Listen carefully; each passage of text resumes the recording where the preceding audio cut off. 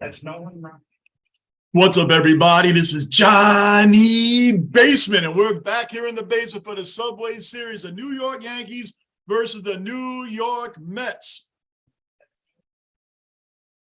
We are here right now. We are ready to go. We are live, ready to go. Let's get this thing rolling and rocking. We basically got the New York Yankees farm club out in the outfield with Jake Bauers, McKinney, and Willie Calhoun, assuming that he's starting tonight. Willie Calhoun should be the starting guy tonight. We'll see. First pitch on Bauers from Max Scherzer. We are underway. Let's get this rolling. Let's get this rolling. You hear me in the background? That's because I didn't mute. I'm still setting up, and you guys already know how this works here in the basement. So let's get this rolling. It's 1-1 on Jake Bauers right now. Jake Bauers has actually been a really good pickup. He's been a really good pickup for us, man. I got to admit, it's been a real good pick. I mean, the guy was going to retire. Remember, these were 3 free agents at the start of the season: Calhoun, Bauers, and McKinney. These guys weren't signed to the Yankees. So, hey, this is where we're at right now. This is what's going on. This is what's going on. And not for nothing, Giancarlo Stanton better start hitting. He better start hitting. That's what's going on with that. He 2-1 right now. And Scherzer, just like Domingo Germán, both have served 10-day suspensions for what? For keeping it, for putting a little too much on the ball. Putting a little too much on the ball, man. That's what's going on there. Pessable. OG Cellar Dweller accounted for. Pesos in the basement. What's up, man? It's been a while, brother. Back in the basement, man. Good seeing you in here, man. Good seeing you in here. How you been, brother? How you been, man? Glad that you're here, man. We're going to have a good night in here tonight, man. We're just getting it underway right now. Subway Series, man. Subway Series. How you been, Peso? Good? Oh, man. We're working a 3-2 full count with Bauers right off the bat, man. Hey, getting ready for your Buffalo Bills, New York Jets, Monday Night Football, 9/11. 9/11, Monday Night Football, man. This is going to be crazy.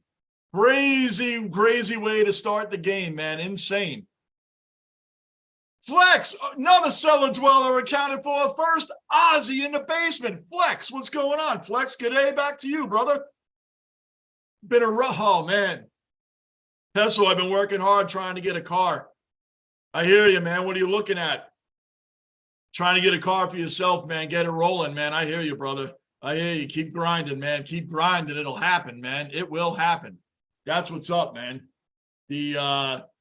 Again, we got this Subway Series here, and Giancarlo Stanton's up now. This guy has to step up with Aaron Judge out. He has to step up. He's hitting .233 on the year, 5 home runs, 12 RBIs. He needs to step up, man. He needs to step up in the loss of Judge, because we can't, I mean, this offense is all or nothing. It's all or nothing, this team. Either they're getting home runs or we're getting nothing, man. The small ball has escaped the Yankees. They're still living in an era where they think they can keep it this way. You can't. Most home runs at Citi Field among current players, Stanton has the most, 23. He should be hitting some here today. We need him to hit some here today.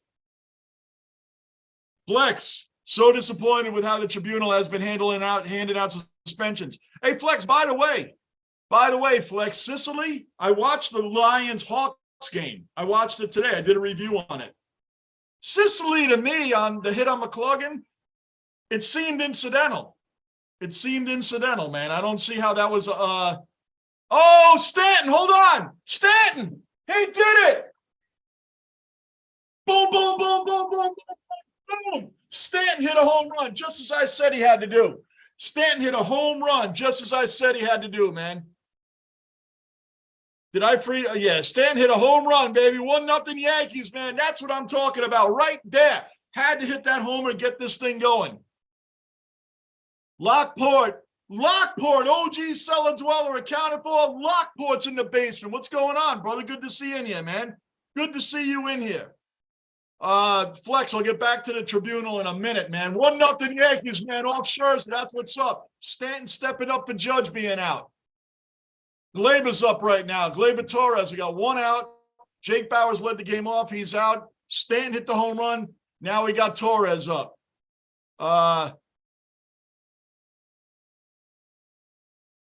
I would say the Mets is the underdog, Flex, but right now both teams have injuries. We're missing Aaron Judge.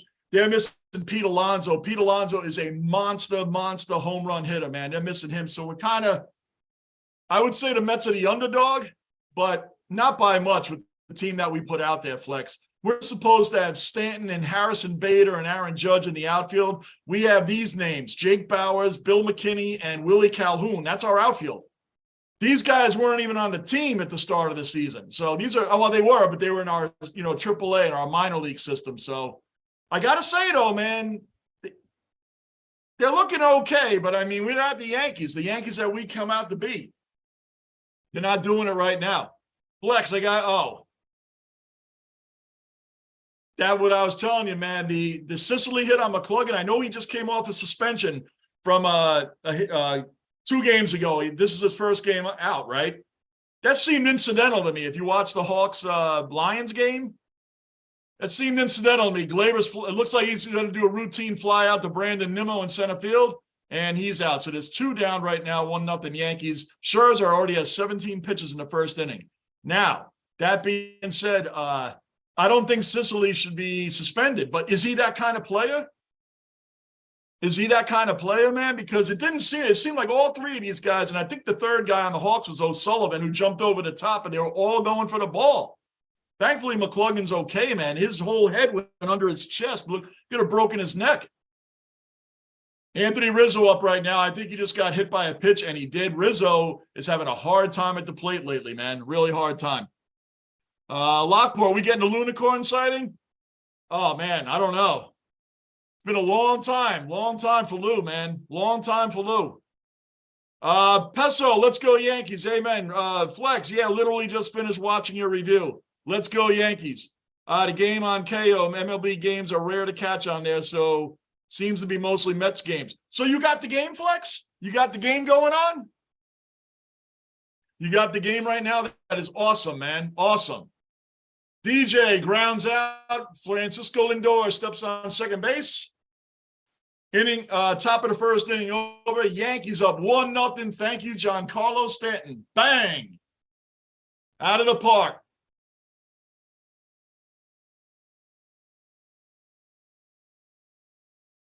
Flex, he got 3 weeks for that, and the other one where they just ran into each other, and 3 games was the Saints one that should have been holding the ball, not a suspension. AFL losing fans because of it. Bro, not for nothing, then if Sicily got called in for that, then O'Sullivan should be called in also, because they both landed on McCluggan. They both did, man. So he should be called in also. Man. So that's not fair. It's not fair, man. You're calling in one guy and letting the other guy go. Not fair, man. That's not cool. Gunner, OG cellar dweller accounted for. Gunner's in the basement. What's up, Gunner? What's happening, man? Lockport, you watch? No, don't tell me anything. I did not watch Raw. I just finished watching SmackDown. Lockport, I do 500 different sports in here, man. So I record SmackDown and I record Raw. I just finished watching SmackDown from this past Friday. I'm going to watch Raw tonight after the game. I'll start watching some of it, and I'll watch the rest when I wake up tomorrow morning, man. So I'll be caught up on Raw. Lockport, we can talk WWE tomorrow night. I'll be caught up on Raw for tomorrow night's Met Yankee game. Promise, man. Yeah, I do, although it was 0-0. I wouldn't know who was with the logo so similar. Ha, ha, ha. Well, this is the logo right here, man. This is the Yankees right here, man. Boom. That's the one. And the team wearing this. Flex, is the Yankees. The Mets are my second favorite team, man. They're in black. They're wearing their black jersey with the Mets across the front. But, yeah, if they're just showing the logos, the Mets, the NY in orange, that's always the Mets. Their traditional colors are blue and orange, like the Knicks. They have the same color as the Knicks, just like that, blue and orange. B-Man, he's another dweller, long time. B-Man in the basement. What's up, B-Man? Long time no see. How you doing, man? I'm doing great. How about yourself, brother? Good seeing you in here. Peter Laviolette, hired by the Rangers. That's a good hire. I was not big on I was not big on Gerard Gallant getting fired. I understand it, but you better, I mean, when they were looking at other guys like John Hines, you don't need a guy that can't win in the playoffs, man. Couldn't win a playoff round with the Devils, couldn't win one with the Predators. I don't care. Uh-oh, Nimmo! Nimmo, home run, 1-1. Oh, boy. Leadoff home run, Nimmo. Severino's fastball has lost something on its pitch, man. He's lost something. Lost something. Flex, by the way, this is being played in Queens. This is at Mets. Citi Field is Mets home. That's the Mets home. The Mets are the home team. The Yankees are the away team. Leadoff homer. Severino is missing something on his fastball, man. Just missing something. I don't know what's going on there. Guys, don't forget to hit that like button. Don't forget to hit the like button. So B-Man, great seeing you in here. Peter Laviolette should be able to get the Rangers over the top. We know he won the Stanley Cup as a head coach for the Carolina Hurricanes in 2006. He lost in the Cup with the Predators and the Flyers, but he did lose to the prime Patrick Kane, Jonathan Toews, Corey Crawford, Blackhawks, Seabrook. And, of course, he lost to the Penguins when he was head coach of the Predators in 2017. So there's no shame there losing to the Penguins with Crosby, Malkin, Letang, Marc-Andre Fleury, and net. Listen, those were dynasty teams.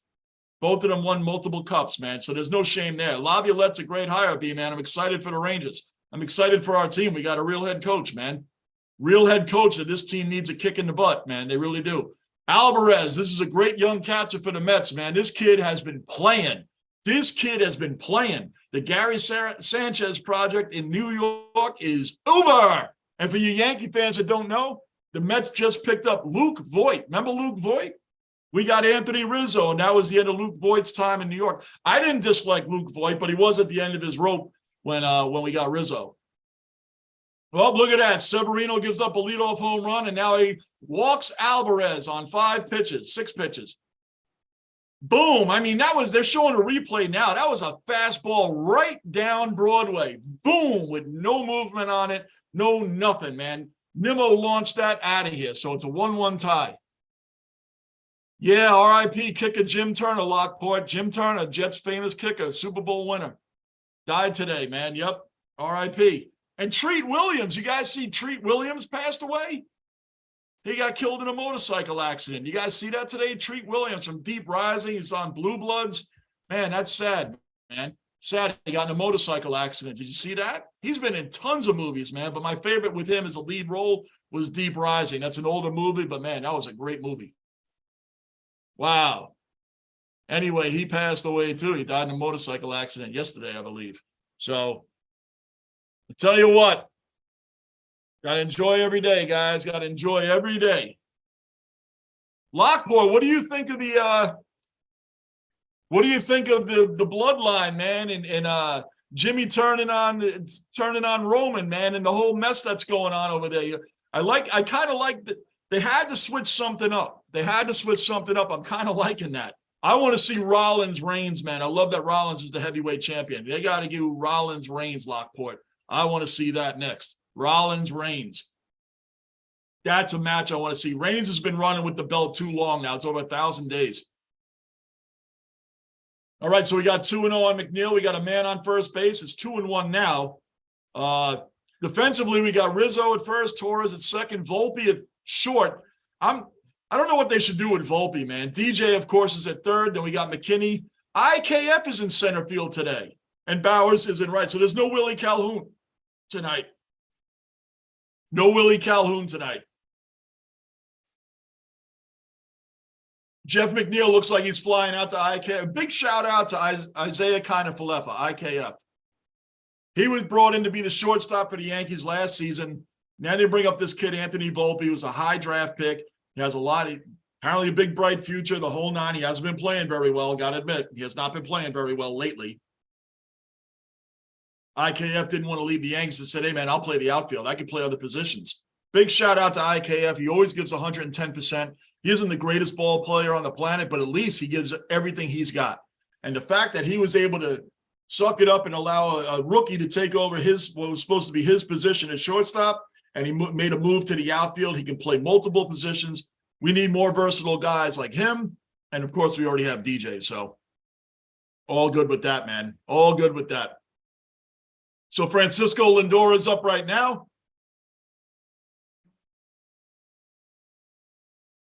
Both teams here are struggling offensively for sure, man. Both of these teams need offense. We got our big bangers out. Pete Alonso for the Mets out. Aaron Judge out, man. It's really getting annoying, man. And it shouldn't be that when we miss one bat that the whole lineup is destroyed. Like, this is the New York Yankees, man. What is going on? Aaron Hicks now goes to the Orioles. The guy looks like he can play. And for the Met fans, Gary Sanchez couldn't hit the broadside of a barn for them. Now he's on the Padres. I think he's hit 5 home runs in like 12 games. It's crazy, man. I just feel like some of these guys just can't play in New York. How else can you add this stuff up? Lockport, it took a while, but I like where the bloodline is going. My problem is with the tag team champs, they need to lose them to the Usos, and Sammy needs to fight Gunther for Intercontinental title. Yeah, Gunther's been the champion for a long time, too, and they're not really testing him too much. Oh, man, Severino looks terrible in his return. I got to tell you, man. Looks terrible. I'll get back to Sevy in a minute. Starling Marte's coming up. We got first and second base, only 1 out. He's already thrown 17 pitches, given up a leadoff home run. He does not look good. He has not looked good since he's been back. Has not looked good since he's been back, man. Lockport, going back to what you were talking about. What was I talking about? Oh, the wrestling. Gunther has not been challenged lately. I agree. Let Sammy go after that Intercontinental belt, or at least go after Austin Theory for the United States Championship. Do that. Get Bobby Lashley back involved, man. Get the Almighty back involved. Bobby Lashley's a great wrestler. Get him back involved. Got to have somebody out there, man. The bloodline is great, but you need more. We need more stuff going on. I see they're trying to build the Judgment Day up. They keep putting Damian Priest in all these title matches. I mean, I don't know what's going on with it, man, but I see they built Rhea Ripley up already. And how about Bianca Belair losing her belt? Mr. Marine, Basement Warrior, Mr. Marine, OG Dweller in the basement and accounted for. Johnny, Judge is hurt a lot worse than we think. Apparently so, Mr. Marine. Apparently so, man. I got a bad feeling that this 10-day IL is going to turn into a 60-day IL for Judge, man. And you know what, Mr. Marine? Aaron Judge went all out, multi-million-dollar player, one of the greatest, if not the greatest player in the game. He went all out to go catch that. Oh, no, Marte hit a big shot. Big shot. Bowers caught it. Thank goodness, man. Oh, my gosh. They might double up. Oh. They almost doubled up Alvarez, man. They almost doubled up Alvarez. What a great catch by Jake Bowers out there. That went over his head. There would have been multiple runs going in, man. He was playing too in. He's playing too much in. It was like a touchdown catch by a wide receiver. It went up. Great play by Bowers, who has been a blessing, man, since he's back on the Yankees. So Lockport, that's what I feel about that, man. And Gunther, yeah, he's got to be challenged. Sami Zayn's got to move on. Break that Kevin Owens. I don't like the Kevin Owens, Sami Zayn tag team winners. Give it back to the Usos or give it to somebody else. I don't like that tag team, believe it or not. I don't like it. I get it. I get it for the storyline, but that's over now. Just get rid of it. Just move Sami Zayn on to something else and move Kevin Owens on. I like them both as individual wrestlers, Lockport. I don't like them together. I like KO and I like Sami Zayn. Just split them up. Now the Yankees, they rely on Luis Severino every year like he's still a number 1 guy. He should be our 4th or 5th best pitcher. This is what I don't like about Brian Cashman, man. We were sold on Aaron Hicks. Oh, Aaron Hicks is coming back healthy, guys. Don't worry. We don't need anybody else. He's coming back healthy. Aaron Hicks. He didn't do anything. Well, now he is on the Orioles. Brett Beatty gets a base hit up the middle. This is going to bring in Alvarez from second base, who's chugging home. 2-1 Mets right now. First and third, still 2 outs. Tommy Pham coming up. Severino is getting smacked around. He might as well be pitching underhand at this point. Wow, this is bad, man. He is not, and I was a Severino fan. I like the guy, man, but he is not what he used to be. He's come back from this injury, and he cannot, there is nothing on his fastball. It's coming in at 95, 96, flat. It's just flat. It showed in his last start too, man. And the Yankees rely on these guys. They don't have it anymore. It's crazy to me.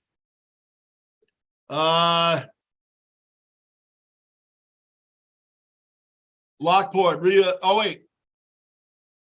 Henry back in the basement. Henry, another cellar dweller accounted for. What is going on? Back in his saddle. He is back. What is going on, Henry, man? Good to see you in here, brother. NFL season's around the corner, man. Around the corner. I think I missed one up here. Flex, I'm off to shrink appointment. Might be able to watch in waiting room, but phone service is horrible there. All right, Flex. It's because Sammy and KO have done the most their careers together and are best friends. Oh, I get why they matched them up, Flex. I just think it's time to move them on to something else. Just move them on to something else. Separate them. Let's get a real tag team in there. But I get it. I get it. She is an Aussie. That's right. Rhea Ripley. Yeah, part of Judgment Day. I can't stand Dominic. I didn't even like Dominic when he was teamed up with his father, Rey Mysterio. I never liked Dominic. I don't think he's got that much skill, man. I'm sorry. I just don't like him. I don't like him as a wrestler, man. I just don't think Dom has much skill. But Finn Balor, Priest, Ripley, they're all good. They're all solid. Gunna, have you seen the trucking YouTuber Joey Whispers?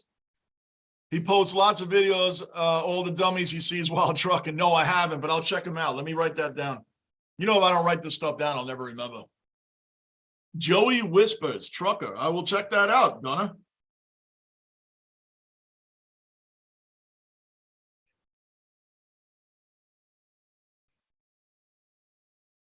Check him out. Bond, another solo dweller accounted for. Another Aussie in the base. What's happening, Bond? G'day, Johnny and the Dwellers. How's everyone doing? Specky that like button on the way into the basement. Amen. Specky that like button. For those that don't know, YouTube, what a specky is. That is the most amazing play in sports. I wish they would allow that in the NFL. Guys will run in to get a ball in footy, AFL, Australian rules football, and they will jump up, literally put their knee into the back, right behind the person's neck, and go like climb them like a ladder. Boom, catch that ball, man. I love it. Struck out Tommy Pham. Believe it or not, it's 2-1 Mets, and they only had 2 hits that inning. The Mets only had 2 hits. 1 home run and a big shot to bring in everybody else, man. So that's where we're at right now.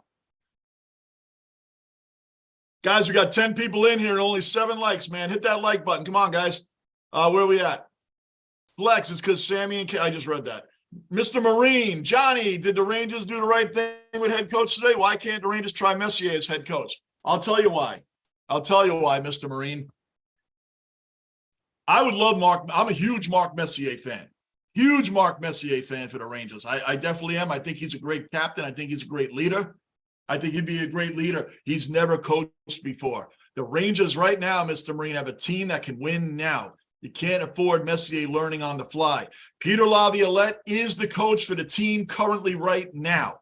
This Gerard Gallant got fired. Now remember, Mr. Marine, these 2 Rangers seasons point-wise was the greatest 2 seasons in Rangers history. And he got fired. Why did he get fired? Because he couldn't do the right in-game call transitions, couldn't make the right changes. They get rid of him. You can't bring in a rookie head coach, even if it's a guy like Mark Messier. You got to go with experience. Peter Laviolette won a Stanley Cup with the Carolina Hurricanes in 2006. And all the haters say, oh, well, he lost with the Predators in the Cup and he lost with the Flyers. All right, well, who did he lose to?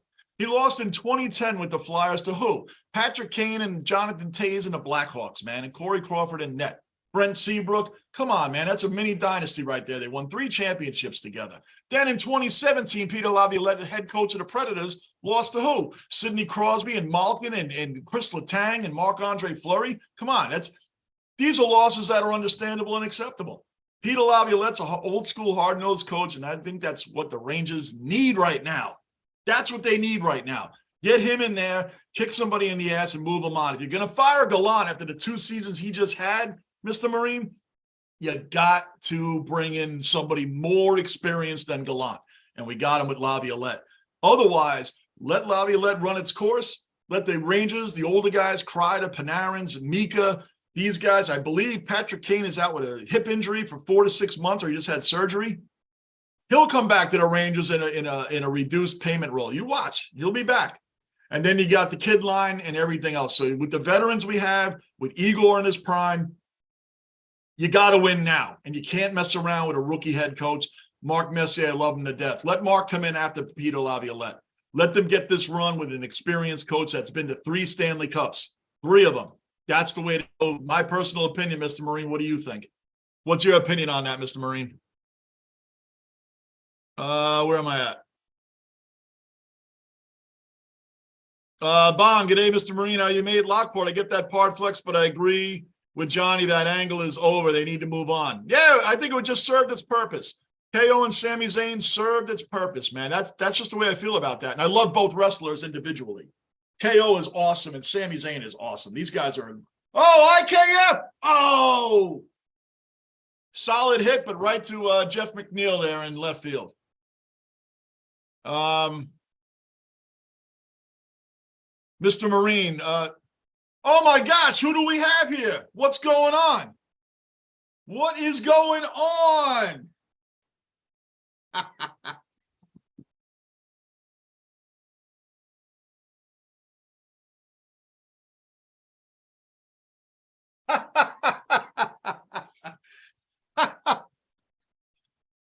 Lou, the Lunicorn has shown up. Lunicorn has shown up. Rey Mysterio in the house. I came to battle today, John, because I know they're coming for me. Lou is, for those that don't know, this is the Lunicorn. Lou is a diehard Mets fan. He's a great friend of mine, 16, 17 years now. Wow, Lou is in the building. What is up, Lou? Hanging in there, my brother. Hanging in there. Terrible season. There you go. Like old times, man. Messing with that screen. Oh, hey, I haven't been on for such a long time. I forgot how it works. I know, me too. I was messing around. Guys, I haven't used this this format in a while, so it took me a minute too. Oh man, Henry, let me tell you. Can you see the chat too? Yes, sir. Gunnar said, "What's up, Lou?" Yes, Lunicorn. You guys knew. Even Lockport, when he jumped in here, said Lunicorn showing up tonight. Man, I mean, they see Mets, Yankees. They just assume. Gardini is not in here yet, but I'm sure he will. Oh, I'm waiting for him. This is why I'm wearing this.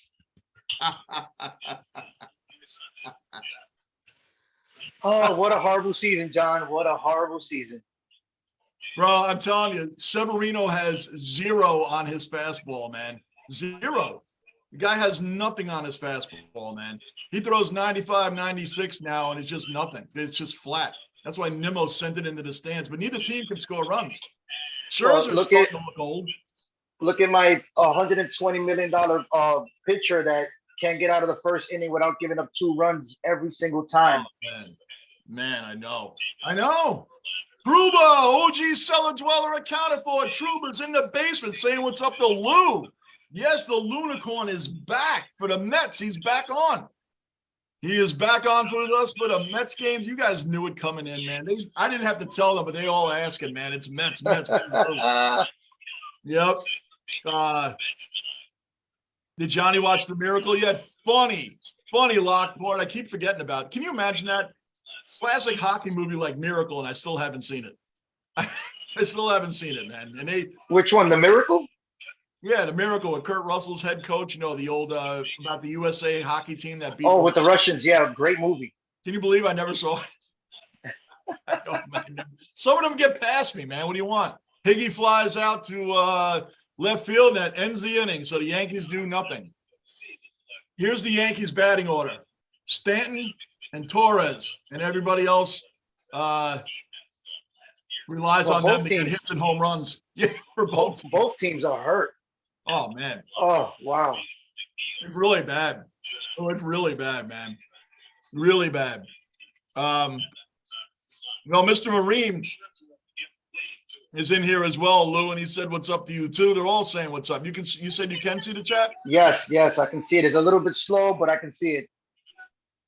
Yep, he's been Mr. Marine as usual, coming through, man. He went through some major heart surgery. Yes, I remember. I remember. Yes, I remember.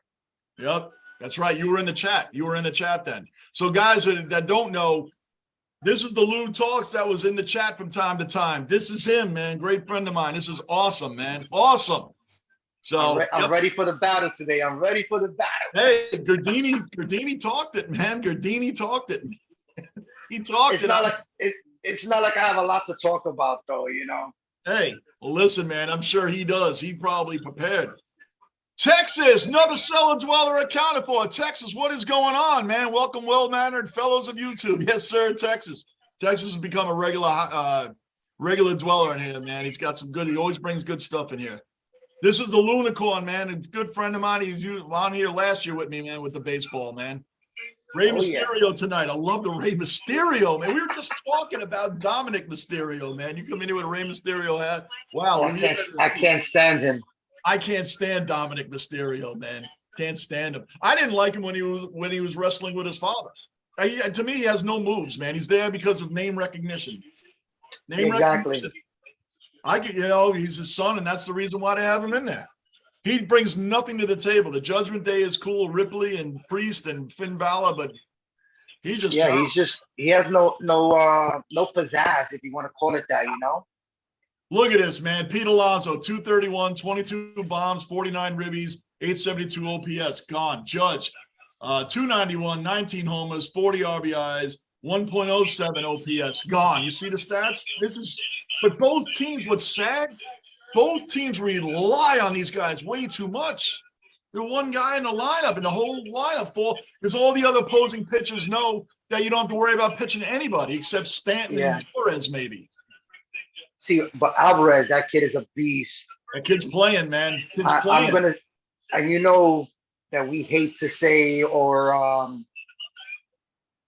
compare people, but how can you not compare him to like a Pudge Rodriguez or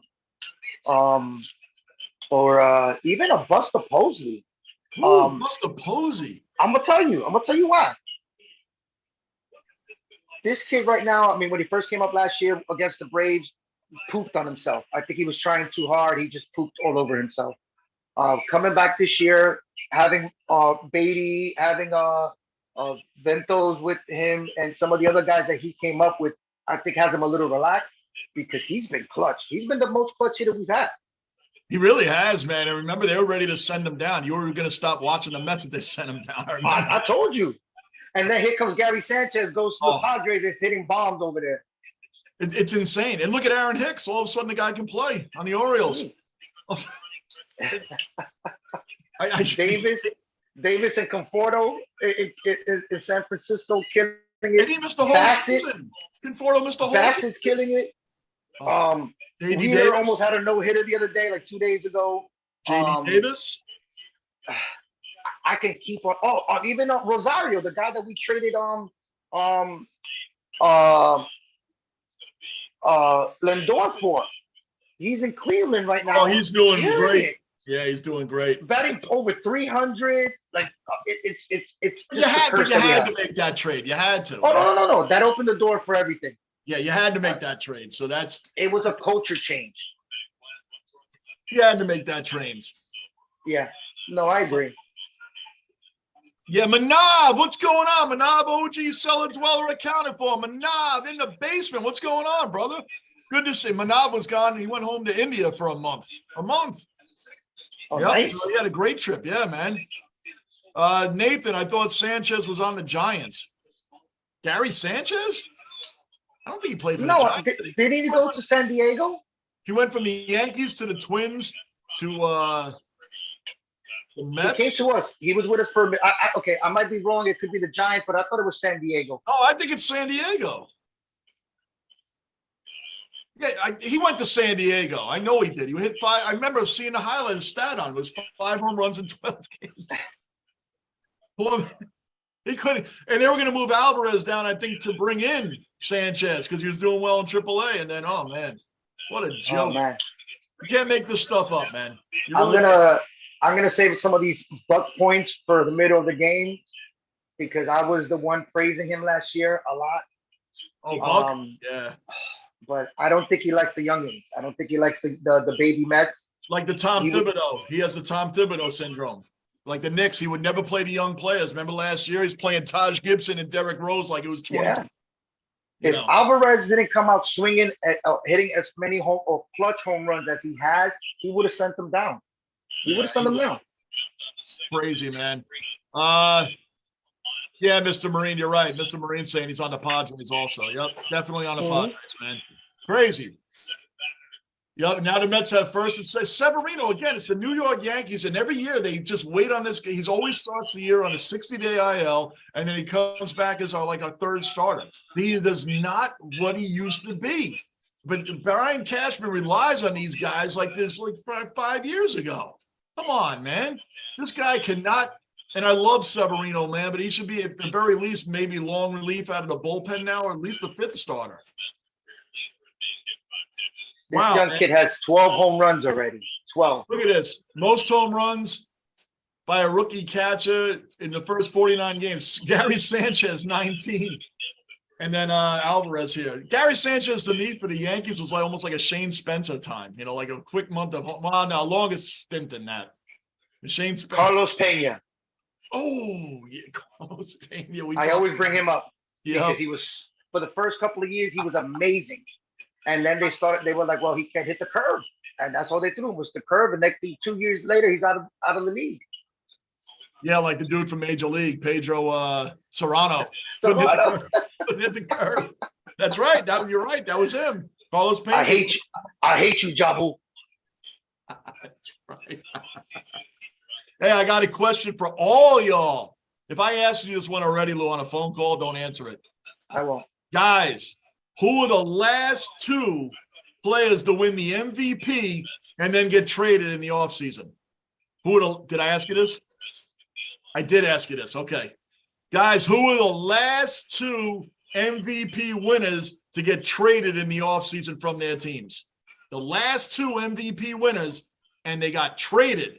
Not the last two to win it. Who are the last two to win it and then get traded that very offseason after they won it? Who are they? Bond saying good day, Lou, man. Yes. I was just about to say thank you. Good day to you too, sir.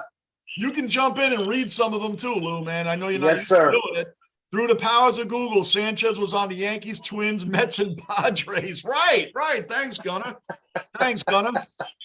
Yeah, for Major League Baseball, Nathan, for the Major League Baseball, the last two MVP winners to be traded. Who were they? I'll throw another one in there while we're at it. Who was the last manager to win Manager of the Year and then get fired? So we got two. Do you know that one, Lou? No. Was it Jorge Posada? Manager. Posado's manager. So I got two. Not Posada. What two players won the MVP, then were traded in the very off season after they won it? And what manager was fired after winning Manager of the Year? True stories in both.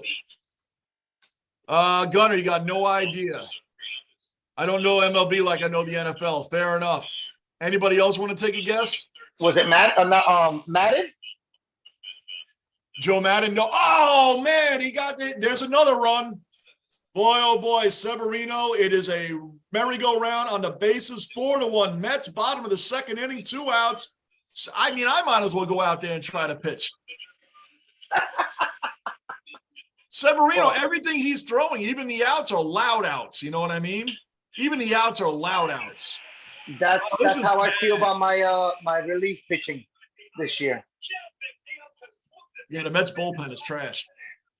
Mets bullpen is trash, man. You need just and Scherzer is starting to look old this year, man. He's starting to look a little old. And Verlander. Yeah, and Verlander, yeah. And we just gave these guys big money too. I know. Well, Mets Jets is what we do. If you used to be something great and you're over the hill, come on. And I'm not saying that about Aaron Rodgers, but how many running backs did the Jets get after they were done? LaDainian Tomlinson, Matt Forte. I mean, come on. Remember these guys? Yeah, but they look scary this year, Johnny. Yeah, they look scary. Monday Night Football, 9/11. Bills at Jets. Bills at Jets, 9-11. Bond, Johnny, so good to see you change your Guernsey to one you were wearing in your AFL review. Had poop. Ooh, I like 2 AFL teams. My number 1 team is the Brisbane Lions. That's the Guernsey you see back there. That's what they call them, Guernseys. And the other one is the Collingwood Magpies. It looks like a referee. It looks like literally like a referee jersey. That would be like, to them, that would be like what the Islanders are to me. So wow. When I wear that, they're like, you can't have a second team like that. I'm like, yes, I can. I can. I said the Yankees are my number 1. The Mets are my number 2. The Rangers, the Lightning, are second. Yankees, then Mets. And then in basketball, it's the Knicks and anybody LeBron plays for. I don't really have a second team in basketball. So I just go wherever LeBron goes. Johnny, so good. I read that. Ken Griffey and Pablo Lopez? No. Nope. I'll put you this way, Nathan. They both ended up playing for the Yankees. They both ended up playing for the Yankees in the next season. They won the MVP, then got traded to the Yankees. This next guy won the MVP, then got traded to the Yankees. Who are they? And it's recent. It's not old time. It's recent. Twins bullpen is trash too. Yeah, Nathan. And Byron Buxton's on the IL. That guy's always hurt too, man. And he's a great player too, man. Byron Buxton is a solid player, and he's always hurt. Yeah, you know who's always hurt too? Mr. Marine, no clue. I'm going to have to tell you guys. All right, how about this? One guy is in the batting order for the Yankees tonight.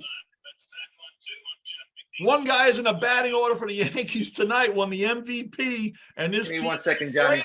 Huh? Do I have to tell you guys? Donaldson? Nope, not Donaldson. Lockport would ever wear a Josh Allen jersey? I'd wear a Josh Allen jersey, absolutely. You guys know I don't hate the Buffalo Bills. You guys know I don't hate them.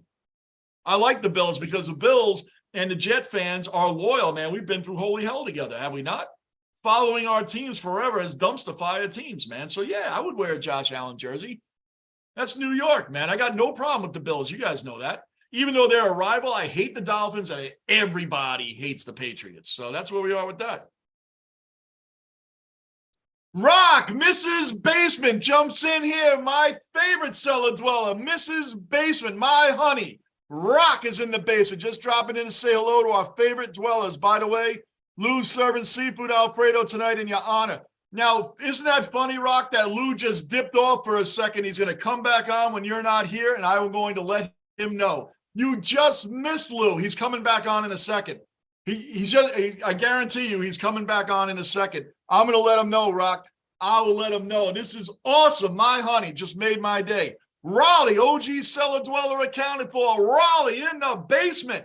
What's up, Raleigh? Another basement warrior. Mr. Marine, Raleigh. 2 former Marines, 2 basement warriors. Thank you for your service always. Manav saying, hey, Rock, what's going on? Gunner, how you doing, Raleigh? Lou with the change. Lou, quickly. Rock, my honey, Mrs. Basement.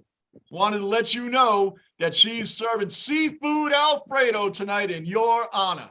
Oh, thank you. Amazing, amazing, amazing. Oh, man. Well, I know we're going to end up seeing you on a Labor Day, man. I'm sorry. Yes, sir. I just couldn't get the chance to do it. We were too busy. Man. I knew. Don't worry about it, John. I knew. Yep. All right. Well, anyway, in your honor, man, that is what's going on. Seafood Alfredo is what's happening upstairs right now. Enjoy your hungry man tonight, Lou. And tell the kids to stay away from the pool. Gunner saying, how you doing, Rock? Rock saying doing well, Gunner. Raleigh, hey, guys, did you give up? Raleigh. Nice to see you, Rob. I'll get back to the questions in a minute. I think you guys gave up. Greg, what's going on, Greg? Another cellar dweller and Ozzy accounted for. What's going on, Greg? Volpe and his big 186 batting average is coming up right now. I'm not going to knock him too much, and I refuse. I hate when the analysts say, well, Derek Jeter. Stop with the Derek Jeter comparisons with Volpe. Stop.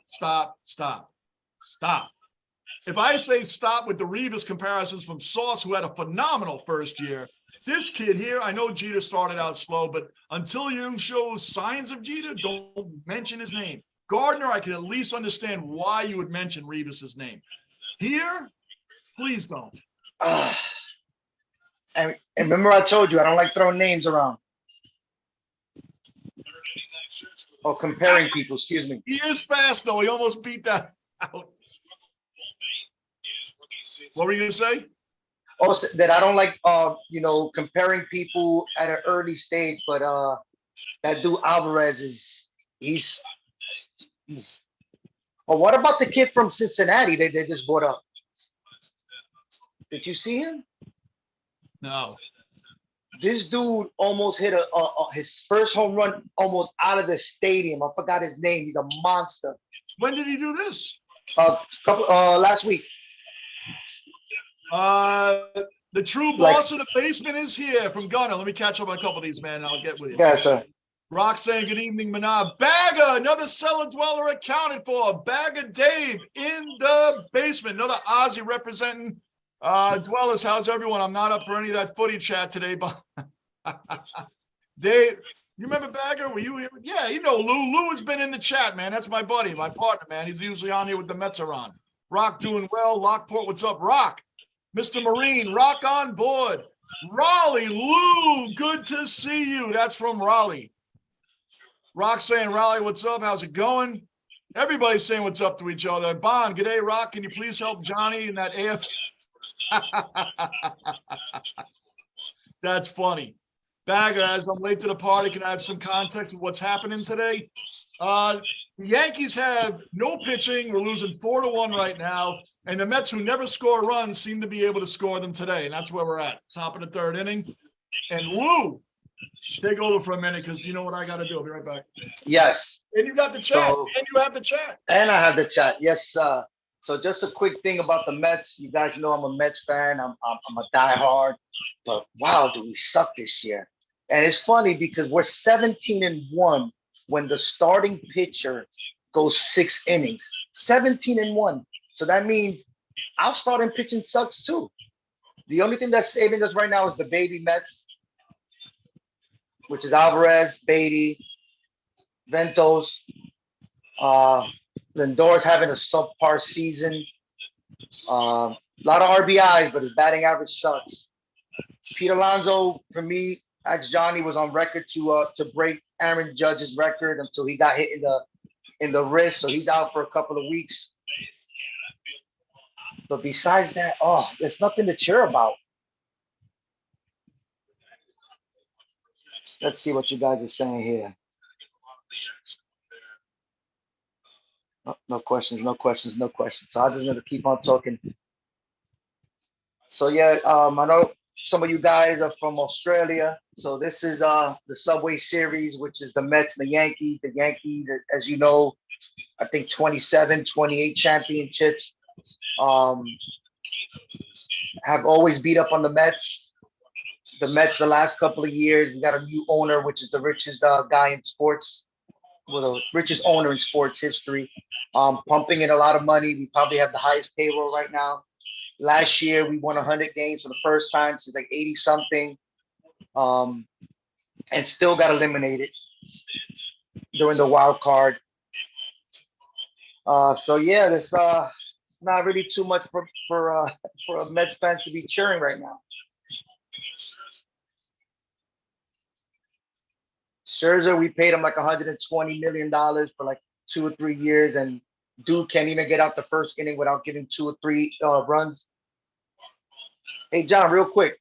We're 17-1 when our starting pitcher goes 6 innings or better. 6. That's just a regular quality start. 17-1. So what does that say about our pitching? It's not quality. Except for today, because you're throwing a one-hitter against the Yankees right now. 1 hit. And that was the home run to Stanton. That's it. I was just giving them some of the Aussie fans a little breakdown how the Yankees, 27, 28 championships?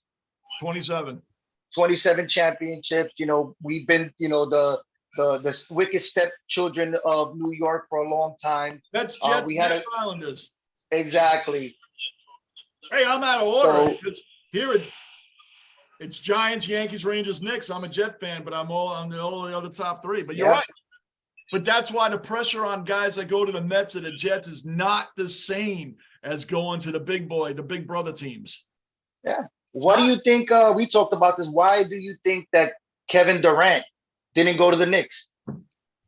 Couldn't handle the pressure of carrying the team to a championship. Go to the Nets. Nobody cares about the Nets. It's nice and the whole thing there in Brooklyn, but it's an easy escape way of. Yeah. You know, if he did there on the Knicks, oh, it'd have been a mess. The media would have been all over the Knicks about how they blew it again, made the wrong decisions, blah, blah, blah. And look what happened. Look what happened just in a few years. Who's the better team now? So it just didn't that happen to Kevin Brown? Pitcher? The pitcher came to the Yankees, couldn't do nothing. Couldn't do anything. Yeah, he always had give up 4 or 5 runs in the first inning, be like, yo, Joe, I got a non-X-rayable injury here for check back with me. I know it's April 4th. Check back with me around, I don't know, August 10th. Let's see where we're at. Kevin Brown got shellacked, but he was great on the Padres. Yeah. Remember, he was money on the pod. Kenny Rogers was another one. It just the Mets, couldn't pitch for the Yankees. What do we got here? Bagger. I just read that. Nathan, look at Gio Urshela, top 5 in average in baseball. Of course he is. Of course Gio's doing great on the Twins. I always liked Urshela anyway, but, they had to make room for the youth movement, and I understand that. Nathan, Johnny, got to go. See you later. Bye. Love you, man. I'll be back cellar dwelling soon. Awesome, brother. Awesome, Nathan. Thanks for stopping by.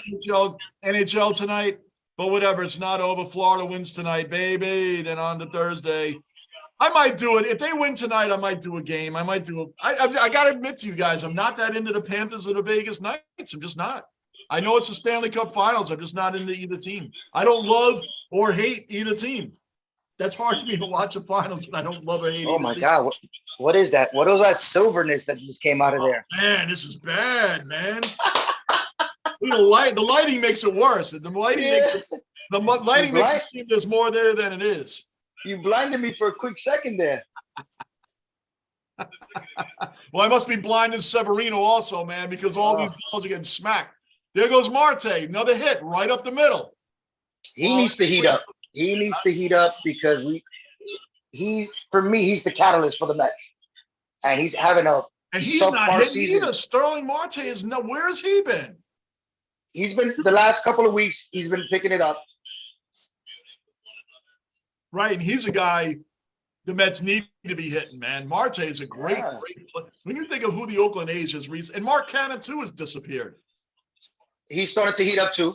Right, but I mean, was he batting 9th the other day?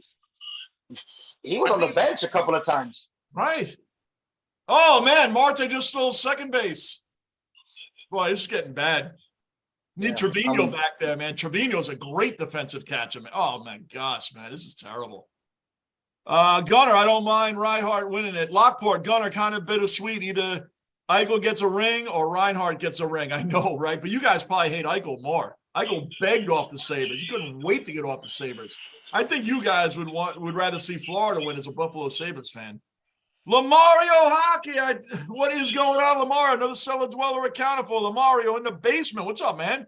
I think the game is over. What, this game? That's what's crazy about the Yankees. Look at that record. And they're in 3rd place. Look at the record when they were in last place during April when Judge was out. Judge came back in May. Boom, they moved all the way up to the middle of the AL East. I mean, just like that. Just like that. And that's really sad that you have to rely on one bat. And Stanton everybody was out. But now look again, we're missing Harrison Bader. We're missing Judge. This is getting to be a joke, man. It's going to be a joke. See, the only thing that I'm hanging my hat on, is that Philly, Washington, and the Braves, the year that they made it to the World Series, were sub 500 at this point in the season, the years that they did. So, we still have almost 90 games left, so maybe the Mets are doing a reverse. Instead of winning the whole year and then bombing at the end of the season, maybe they're just getting the bombing out of the way now. I'm tired of having heartburn, John. Today, look at Severino, 1st and 2nd, nobody out. Why is nobody warming up? I've had so much heartburn this year. It's like I was eating bad pasta.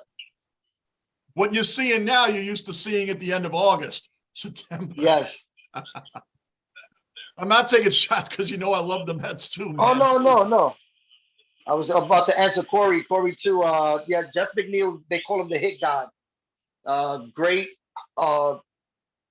Everything. The dude can hit left field, pull. Yep. He can bunt. He Yep. can hit for power. 2-3 years ago, he had a bad season because he tried to hit the home run. So his average went down. But the next year, he won the batting title. For the Mets. So the dude can rake. And by the way, for everybody, the 2 MVPs, since nobody can guess this, Alex Rodriguez won the MVP with the Rangers, went to the Yankees. Giancarlo Stanton won the MVP with the Miami Marlins on the Yankees. And the manager to get fired after manager of the year, do you know that, Lou? You mean the Miami Jeters when they traded Miami him? Jeters, yes. Jeter got Stanton over here. Tommy Pham is the only one that can't hit Severino. He struck out again. He's on fire. I know. He's been on fire. Severino, it's the only guy he can seem to get out. Do you know, Lou, the manager of the year who got fired and then went on to win a World Series just like a couple years after that? And it's in the 2000s. He won manager. Anybody, I'm throwing the question out to everybody. This manager won manager of the year. He won a couple World Series rings as a player. Then he wins manager of the year, gets fired right after he wins the manager of the year. And then within a couple of years, wins the World Series with another team as manager. Who is he? And you all know him. This is not some 1930s thing. This happened in the 2000s. Cora? No. No cheating with this guy. Lockport, Urshela on the Angels, I think. Yeah, Urshela's on the Angels now. Yes. Nathan, who was in here before, is a big Twins fan. He was mentioning about Urshela when he was on the Twins. But yeah, Lockport, you're right. He's on the Angels now. Corey, man, another cellar dweller accounted for. Corey's in the basement. What's going on, Corey? No Alonso and no Judge. This is the worst Subway Series ever. Amen. And you can Dusty Baker? Oh, come on, Torres. Oh, my gosh. What are we looking at? What are we watching here? I'm behind you a couple of seconds. Was it Dusty Baker? No. Look Okay. What happens. What a clown show. What a clown show. Oh. What a clown show. Yeah, it reminds me of the Mets a couple of games ago against Pittsburgh. This is horrendous. Yeah, Corey, you are right, man. This is not a Subway Series. And there's no Severino. No. You might as well say that too. He's not playing either. Not the one we know. Gunner, bottom of the third, Blue Jays down 4-1, just gave up second 2-run home. Well, good. That's good for the Yankees that they're losing too. Sorry, Gunner. Bagger, okay, just found it, and I'll get back to him in the Discord once I know what's happening that weekend. Oh, you guys are all getting together. I love that you guys are getting together out there. The Basement Australia squad getting together at games. I love it. Johnny, you should do a video of the biggest comeback in AFL history, Essendon versus North Melbourne. It wasn't on the AFL records video. You did. It's worth watching the full game. I will, Bon. I'm writing that down. What year was that from, Bon?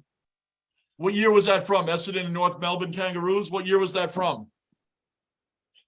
I got to write that down. You guys know. I'll forget.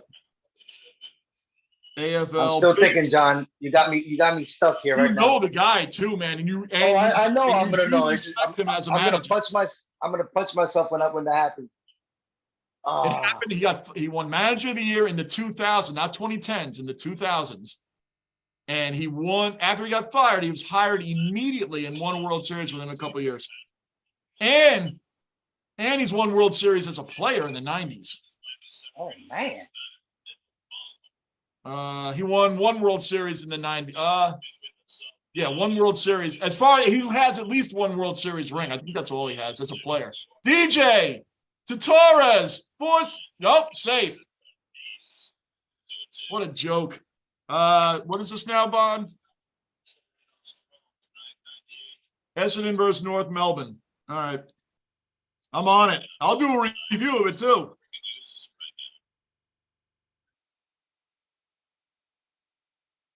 What year is that from, Bon? What year is that from?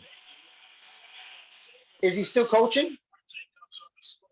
No, he was fired from his final team 2 years ago. I think it was Lasorda, right? Not Tommy Lasorda, yeah, right? he was fired. Tommy Lasorda, no, he was Not- fired not, from his last team 2 years ago.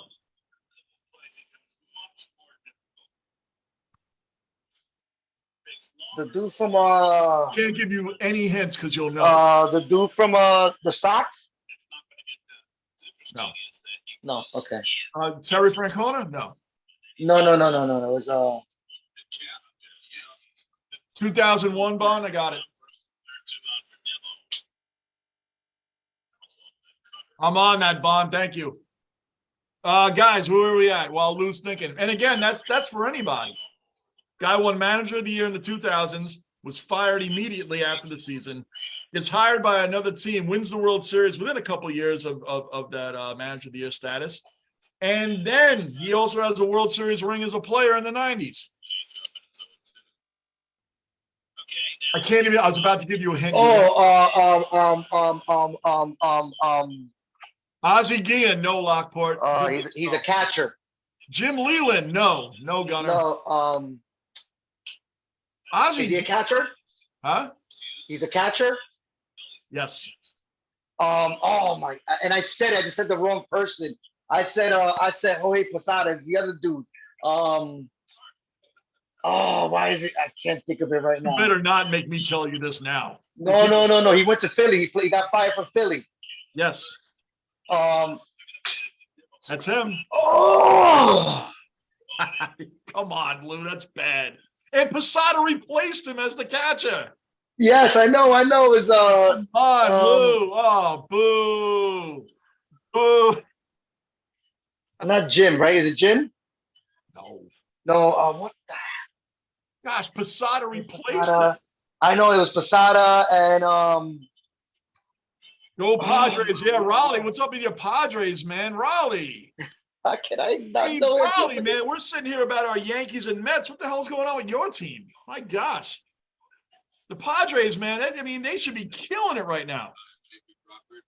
Mikhailov, OG cellar dweller, OG Ozzie, the original Ozzie. Mikhailov, the original one, first Ozzie in the basement of all time. Mikhailov accounted for. Johnny Basement Crew, how are we? Lou, my man, how you been?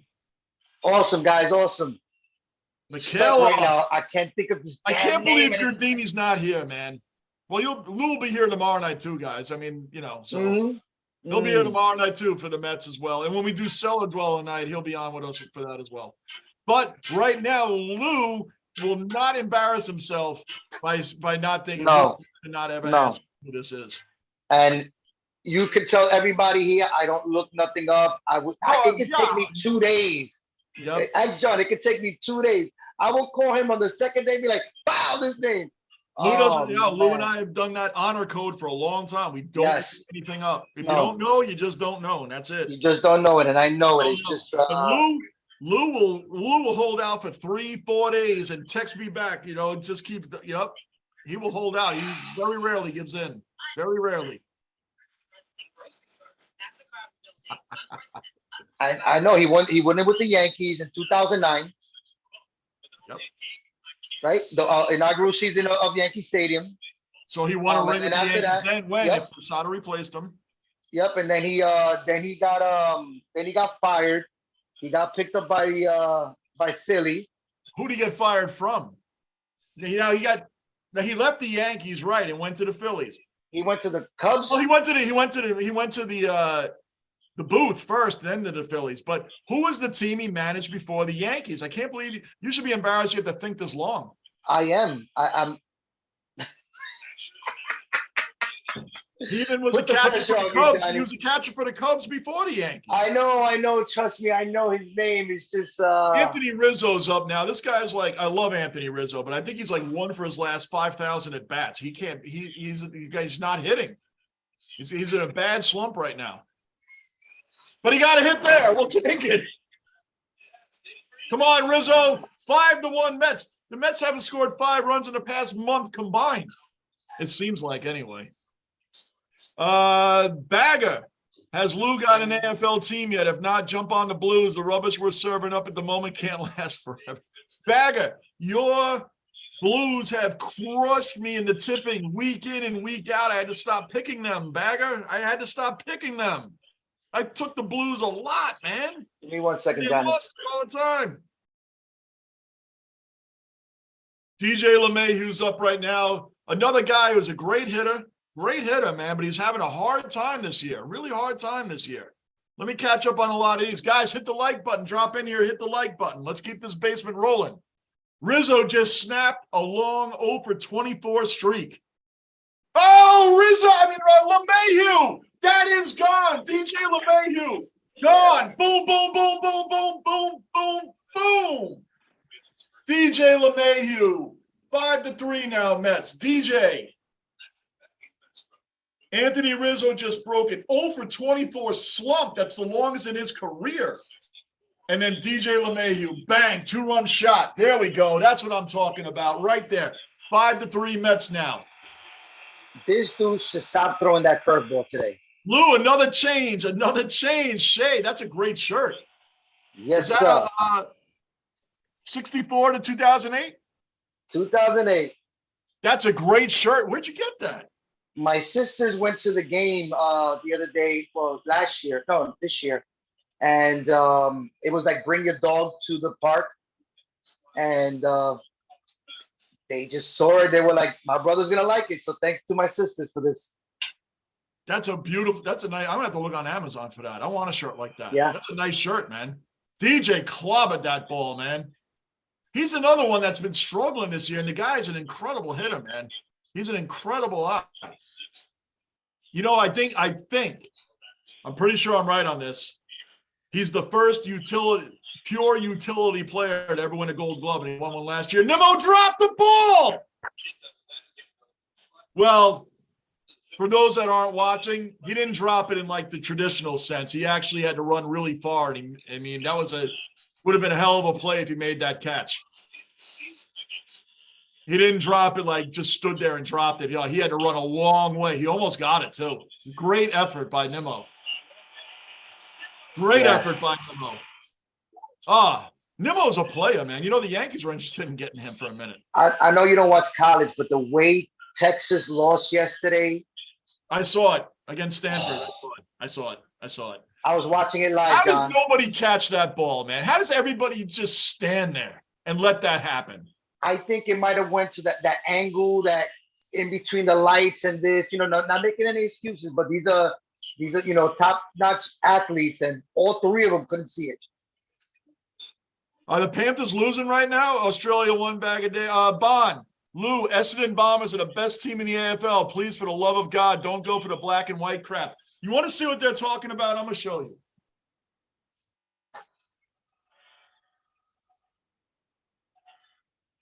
It's funny you say that because like 2 years ago, I was hanging out.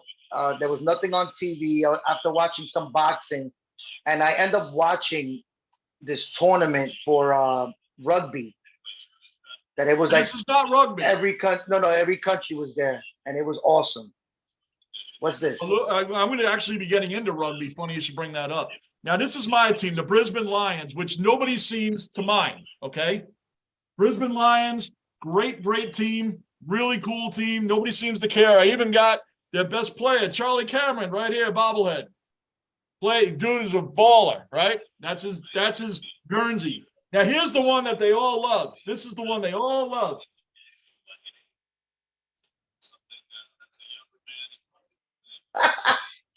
Collingwood Magpies. Now this guy, Lou, 46, that's Mason Cox. He is an American from Texas. This man went over not knowing the sport, knew no one in the country, left a 6-figure job ready for him after college to go learn this sport and become a superstar over there. But what is this? Australian rules football, man. You got to watch my videos on this stuff, man. The game is insane. I'm gonna look it up. It's insane.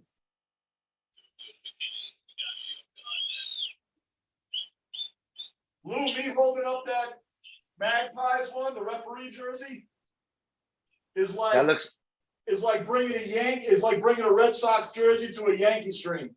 Ooh. That's how that goes. So there's history behind that then. Oh, yeah. You know what they are? The Magpies are the New York Yankees of the AFL. You love them or you hate them. They're the Cowboys, Patriots, that kind of thing. But they've won a lot. They've been in a lot of grand finals. That's the Super Bowl kind of thing. And they are rich. Oh, they're the rich team that for the league. They seem to get the most players, but it's a whole thing, man. With the fit, look at the chat right now. Look at all the emojis.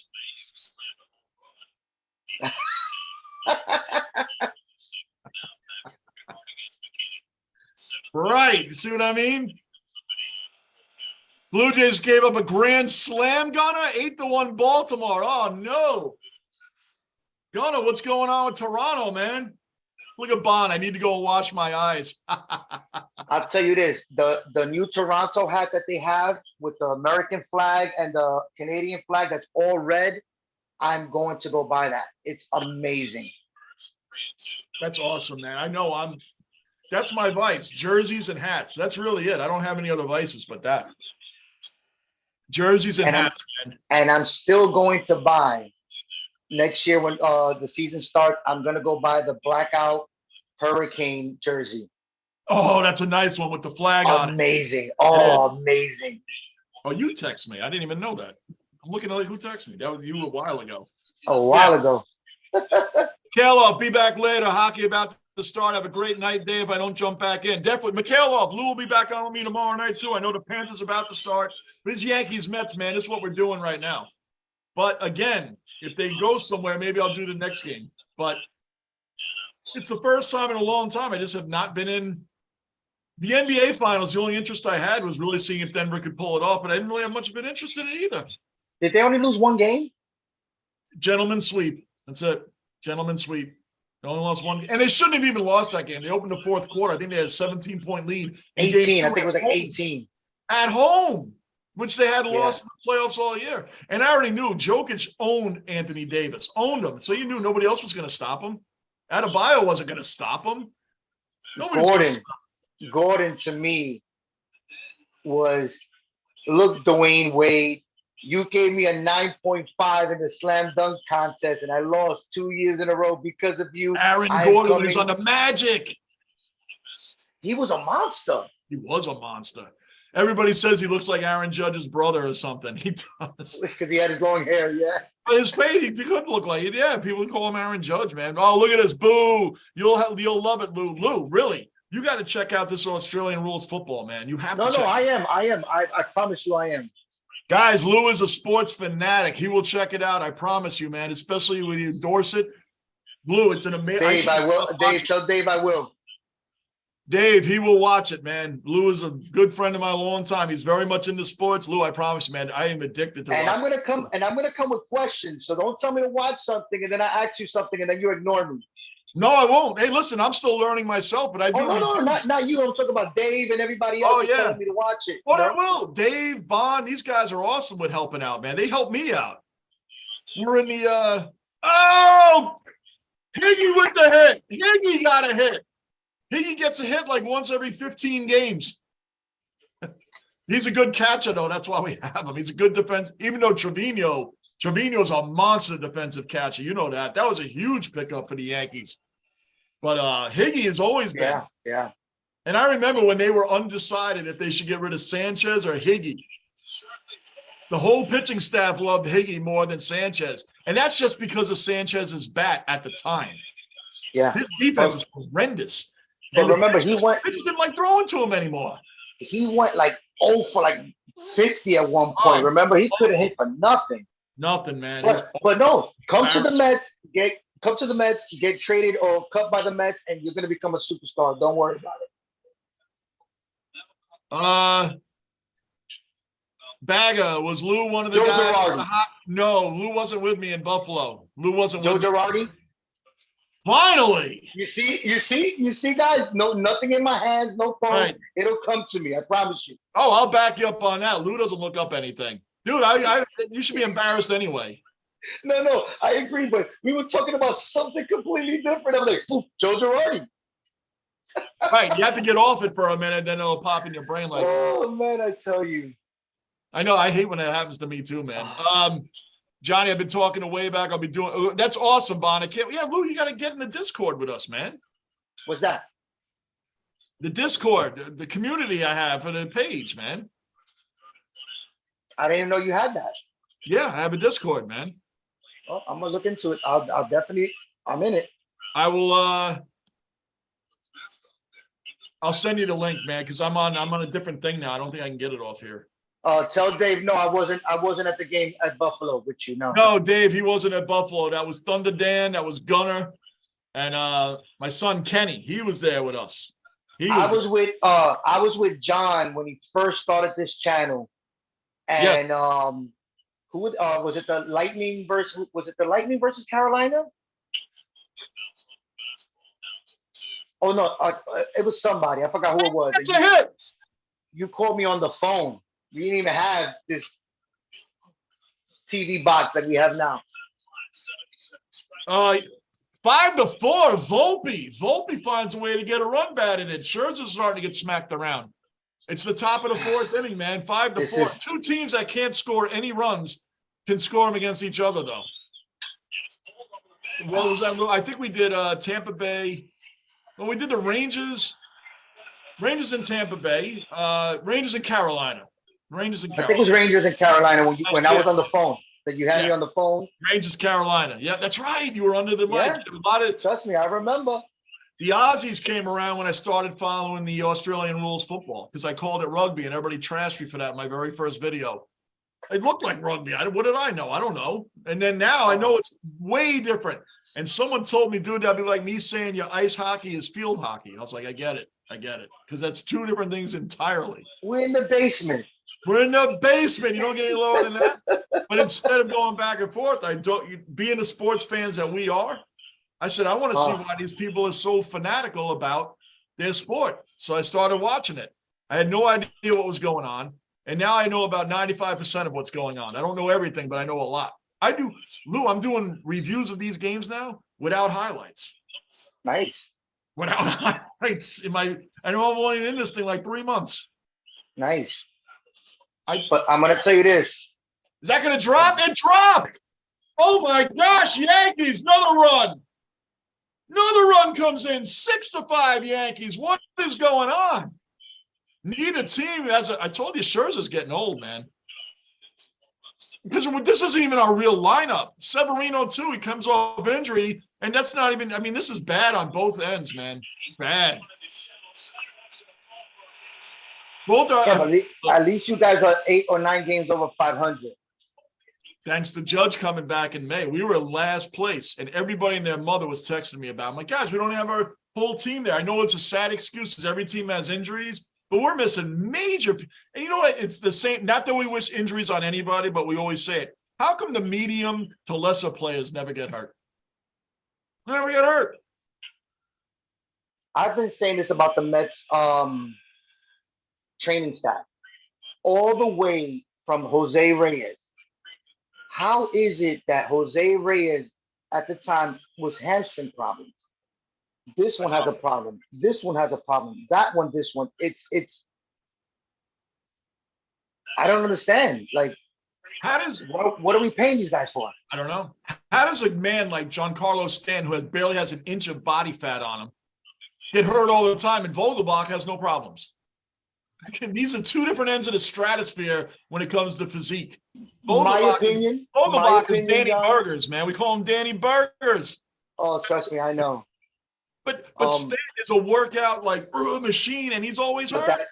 I think that's the reason why. I think when your muscles are so big and so strong, and your ligaments cannot catch up to the strength, is when you tear something, you pull something.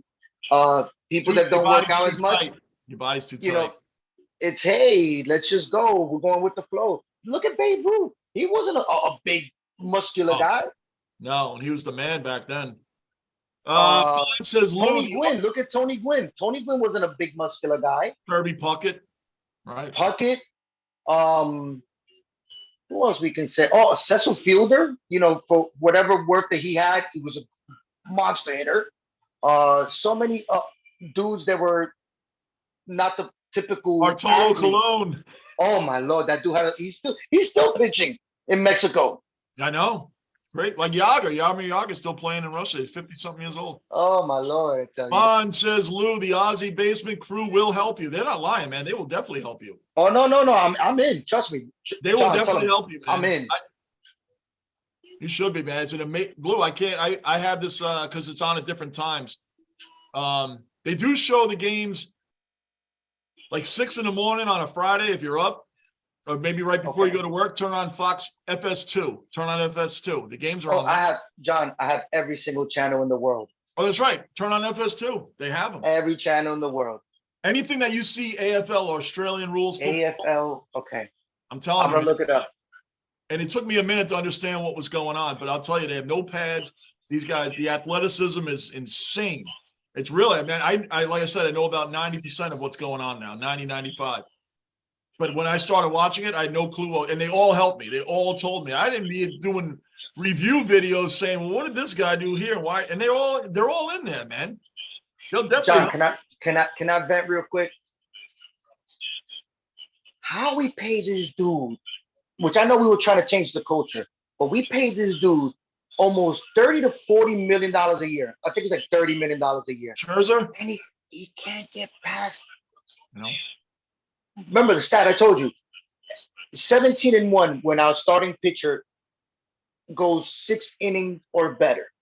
Which is what's expected. 6-inning game, 5-6 innings, right? He just gave up seven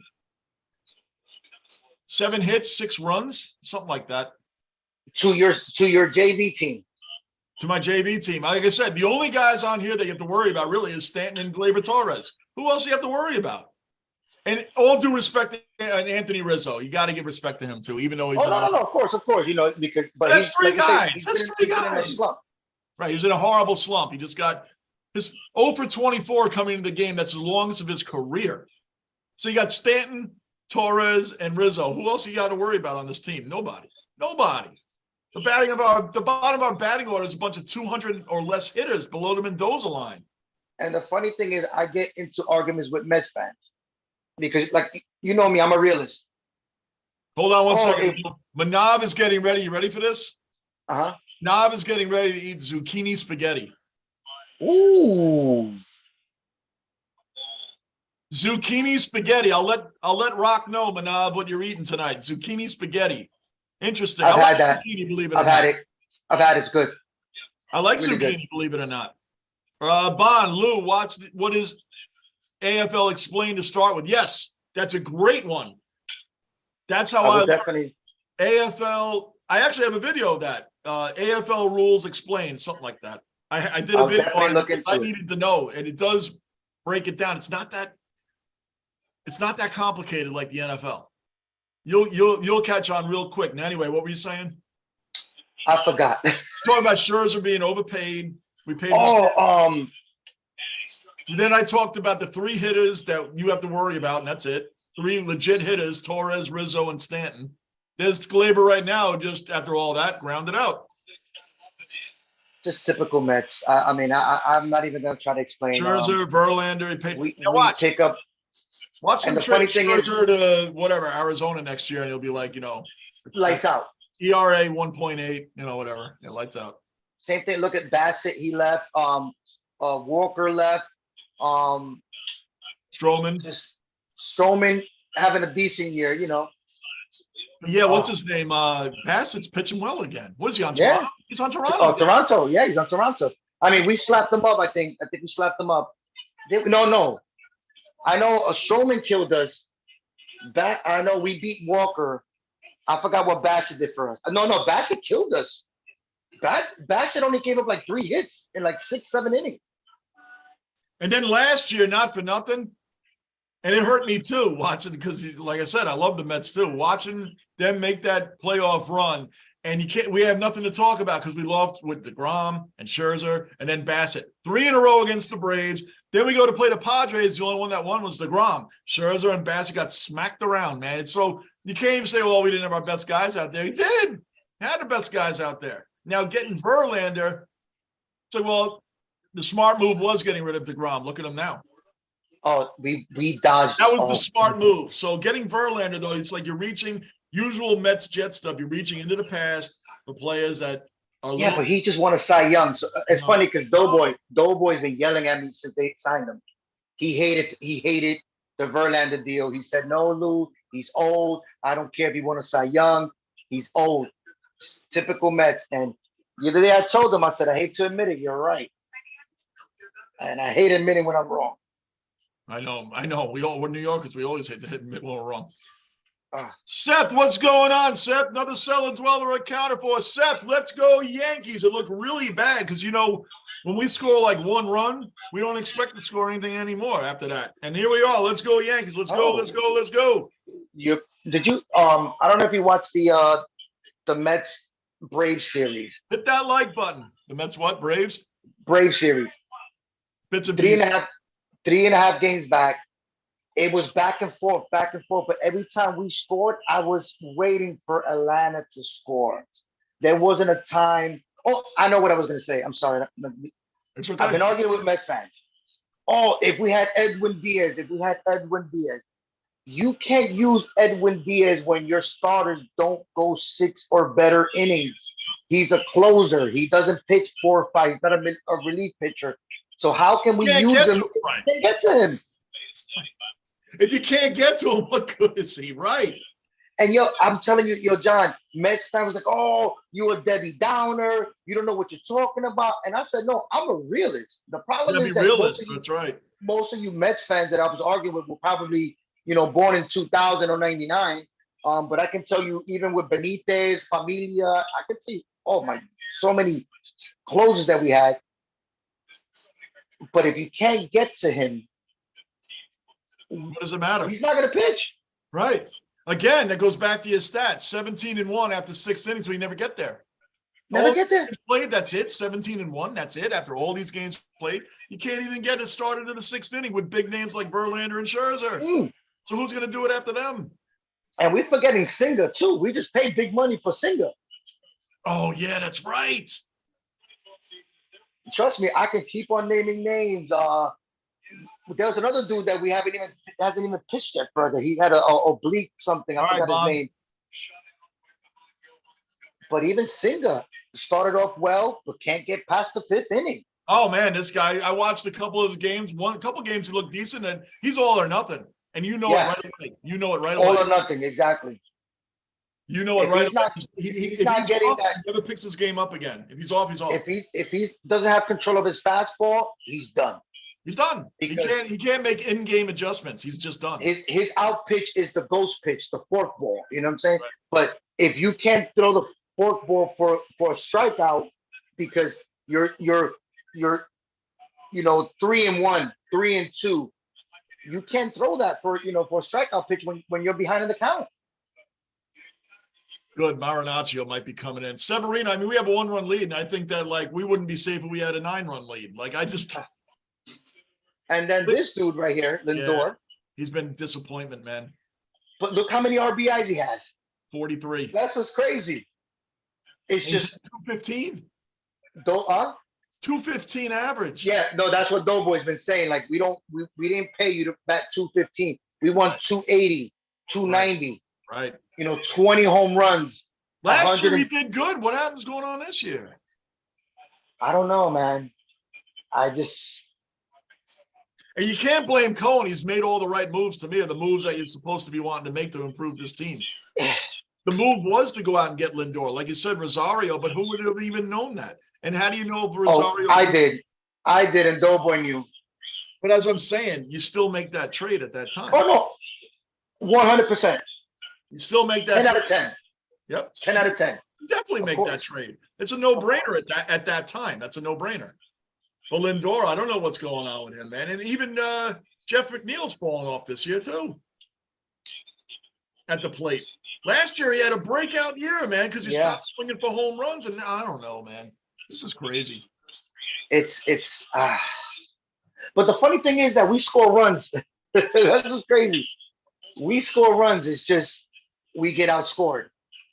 Yep. Think about it. We scored 10 runs against the Braves. The second game, I think we scored 8 runs. The first game, we scored like 5 runs. You know, when you score runs like that, you're supposed to win. I know. Hey, can't make this stuff up, man. I know. Trust me. Yankees are, like I said, when I saw Judge was out, like when they played Boston, friends of mine would have family, they're like, oh yeah, the Red Sox now. Like, this doesn't even seem like, I mean, you're playing our minor league team for the most part. You're not playing the real Yankees. John, give me 2 seconds, Johnny. Give me 1 second. Bond, be right back. Got you, man. Manavs, zucchini spaghetti. I've never had that, but it sounds interesting because I definitely do like zucchini Manav. So that sounds like a good one. The crazy, man. Everybody's watching. Oh, they should put up what that score is of the Florida game right now. Yankee Kyle, another cellar dweller accounted for. Yankee Kyle, great seeing you back in here, brother.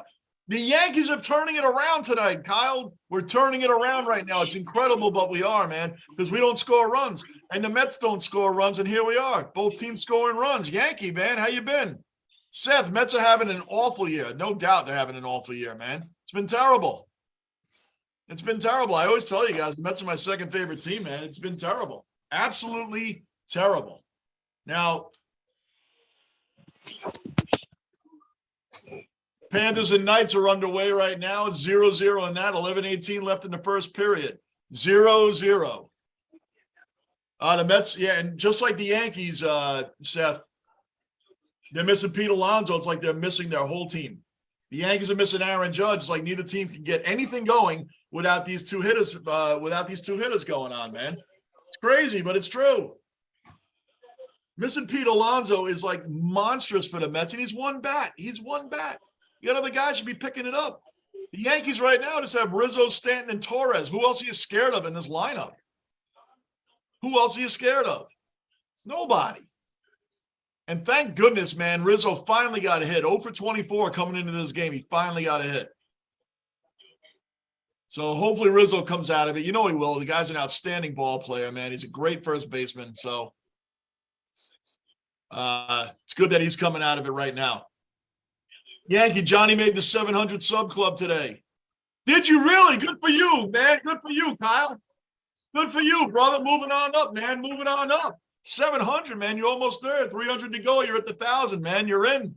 Getting monetized, Kyle. You're getting there, brother. Good for you. Anybody in here that's not subbed to Yankee Kyle, go to Yankee Kyle's channel. You see him right there. Sub to his channel, man. Get on his stuff, man. Help this man get to 1,000 subs. Help Yankee Kyle out, man. He's a good cellar dweller of mine. He's been around for a while. You may not see him in all the live streams, but he does pop in. Go to his channel and sub to Yankee Kyle, man. Captain LF, another cellar dweller accounted for, another Ozzy in the base. What's going on, Captain? Richmond looked like they will have a late run and make the 8 like every year. Man, they are having a late run, man, because Richmond was like, it was almost easy to pick against Richmond up until this lately because they've killed me in the tipping the last couple of times, man. They killed me. The Richmond won. I almost tipped them this week too, Captain. I almost tipped them, and I didn't, and they beat me out again. So good call. There's still a lot of season left. Footy season's as long as baseball season is, like 6 months. What, March to September? Baseball is April to October. From week 1 all the way, from the opening day all the way to the World Series. It's the same length. Quick, another cellar dweller, another OG in the basement. What's going on? Quick, let's go Yankees, man. Thankfully, the Yankees have come back. Guys, hit that like button. Keep this basement rolling, man. Yes, the Yankees and the Mets, 2 teams that cannot score runs, can score runs tonight against each other. Yankees are up 6-5, top of the 5th inning. DJ LeMahieu's up right now. The man hit a 2-run bomb earlier. He's had a hard time this year, too. DJ is a pure hitter. Last year he won the Gold Glove Award. Do you know that he is the first, as far as I know, he's the first pure utility player. He can play every position except catcher to win a Gold Glove. It's amazing. And he's won a batting title in both leagues. How about that? I think he's the only guy to do that. At least recently. I don't know about hundreds of years ago, but I know DJ won a batting title in the National League and he won it in the American League. DJ LeMahieu's a great player, man. He's just having a rough time from after he got injured last year, the second half of the season. It's a rough comeback, and now it looks like he still hasn't come out of it that much, man. 1-0 Vegas. Vegas scored on the Panthers. 1-0. 8 minutes left in the first period there. Seth, you're Liberty. Oh, you're a WNBA fan. Okay. Liberty's winning 40-37 in the second half. Nice. Captain, we got to address what's going on with the reigning premier, even though I just lost that, Captain. We got to address what's going on with the reigning premier, even though they won, but still. I know, man. I know. Well, hey, they are hanging around, what, 8th place? But haven't they had a lot of injuries to start the season? Isn't that what happened there with them, Captain? I think they had a lot of injuries to start the year, man. They're starting to come back now, too. Seth. Yeah, I knew what you meant. One, you spelled it wrong, but I knew what you meant, Captain. I knew what you meant. WNBA, good vibes. You know what's funny, man? I've watched some WNBA games, man, but Lou, Lou, another bomb t-shirt, man. And you know what's funny? People say, why would you wear something that's okay? DJ struck out. Come on, man. Top of the 5th inning now. 2 outs. Now the game's starting to move. Great shirt. Notorious 86 Mets. By the way, I think ESPN, did you ever see the documentary of the 86 Mets, Once Upon a Time in Queens? What a great, I never get enough of the 86 Mets. And Lenny Dykstra to this day, what a mess that guy is. Oh. He's on Howard Stern all the time. Oh, love the hat. Love the hat. Oh. Lou, I can't believe Gardini did not show up, man. Well, I did today, and I was ready for him. Yep, and you'll either be ready tomorrow. I'm sure he'll be here tomorrow. I'll comment back on his in the community page. I'll comment back. Yo, dude, he was here. He was here. And I was ready. I know you were. I hate injuries a lot. Seth, yeah, me too, man. It's killing us. Bond, good day, Captain. Tigers are done, and Pickett is in trouble. Captain, man, Bond came in and saying your Tigers aren't doing anything. Nothing. Not Detroit Tigers, Lou. We're talking AFL right now. Oh, no. I got you. Bond, Lou going through the wardrobe. Hell yeah, he's going through the wardrobe. Yes, he is. He's got some classic. I'm jealous. I want some of those. I'm not even done yet. They just put any 2 people on YouTube now. Yeah, we do. That's right. Good. Welcome in, whoever you are. Yeah, they put anybody on. That's right. So you should go on too, man, since they put anybody. The funny thing is that you're watching. That's right. And you're watching. So, and thank you. Yes, go Yankees. Go Yankees. At least if you're going to be in here, sub, hit the bell notice and the like button so you can see just anybody on again, man. Please. At least give me a sub if you're going to come in talking. No, wait a minute. Oh, you know who that's Chino. That's Stan.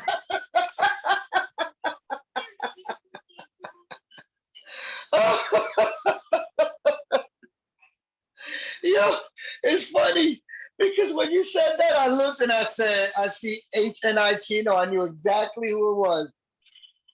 You know what's funny? He told me that he's been in here before, and I was like, I didn't recognize his name. If I don't know your name, I just keep it moving. Chino is in the basement. Guys, that is another, for those that don't know, another personal friend of ours, Lou and mine. Chino is a great dude. He's a personal friend of ours, man. Really good guy.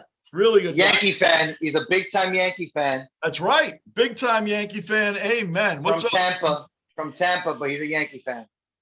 But I know why he's a Yankee fan. So I don't know if he's going to allow me to tell you the story, but it's an amazing story of why he's a big-time Yankee fan. Well, Stanley, can you tell us or what? Manav says, what's up, Stanley? Stanley is an OG cellar dweller, man. He has been with me a long time. Mm-hmm. Wow, Stan is in the chat. What is up, brother? And God bless on your baby boy. Huh? He had a baby boy recently. Oh, I know. I know. Yes. I know it, man. Yo, you know what's funny? When you read that, I said to myself, who would come here and sit and watch us and then comment on it? Who else? Who else? Who else? That makes sense. But, people like that do come along, Oh, 2-0 Vegas. I have the score up in the corner. 2-0 Vegas, 6:20 left in the first period there. Yankees, so he gave me the okay to tell you the story. So real quick, not to take up time. So Stanley was working for the Yankees when they have their spring training here in Tampa. So he was working. By mistake, he signed a commitment to go to the Army or the Marines, and he didn't know what he was signing. He got tricked. So he was taking Steinbrenner to his car and said, "Hey, this is what's going on." And the boss got him out of it. Yes. Wow. So they was ready to take him to the Army or the Marines, and he said to him, "Hey, this is what happened." The boss said, "Yo, don't worry about it," and that's why I understand why Stanley is always going to be a longtime Yankee fan. That's a great respect. Wow. Respect. And people forget Steinbrenner is from Tampa.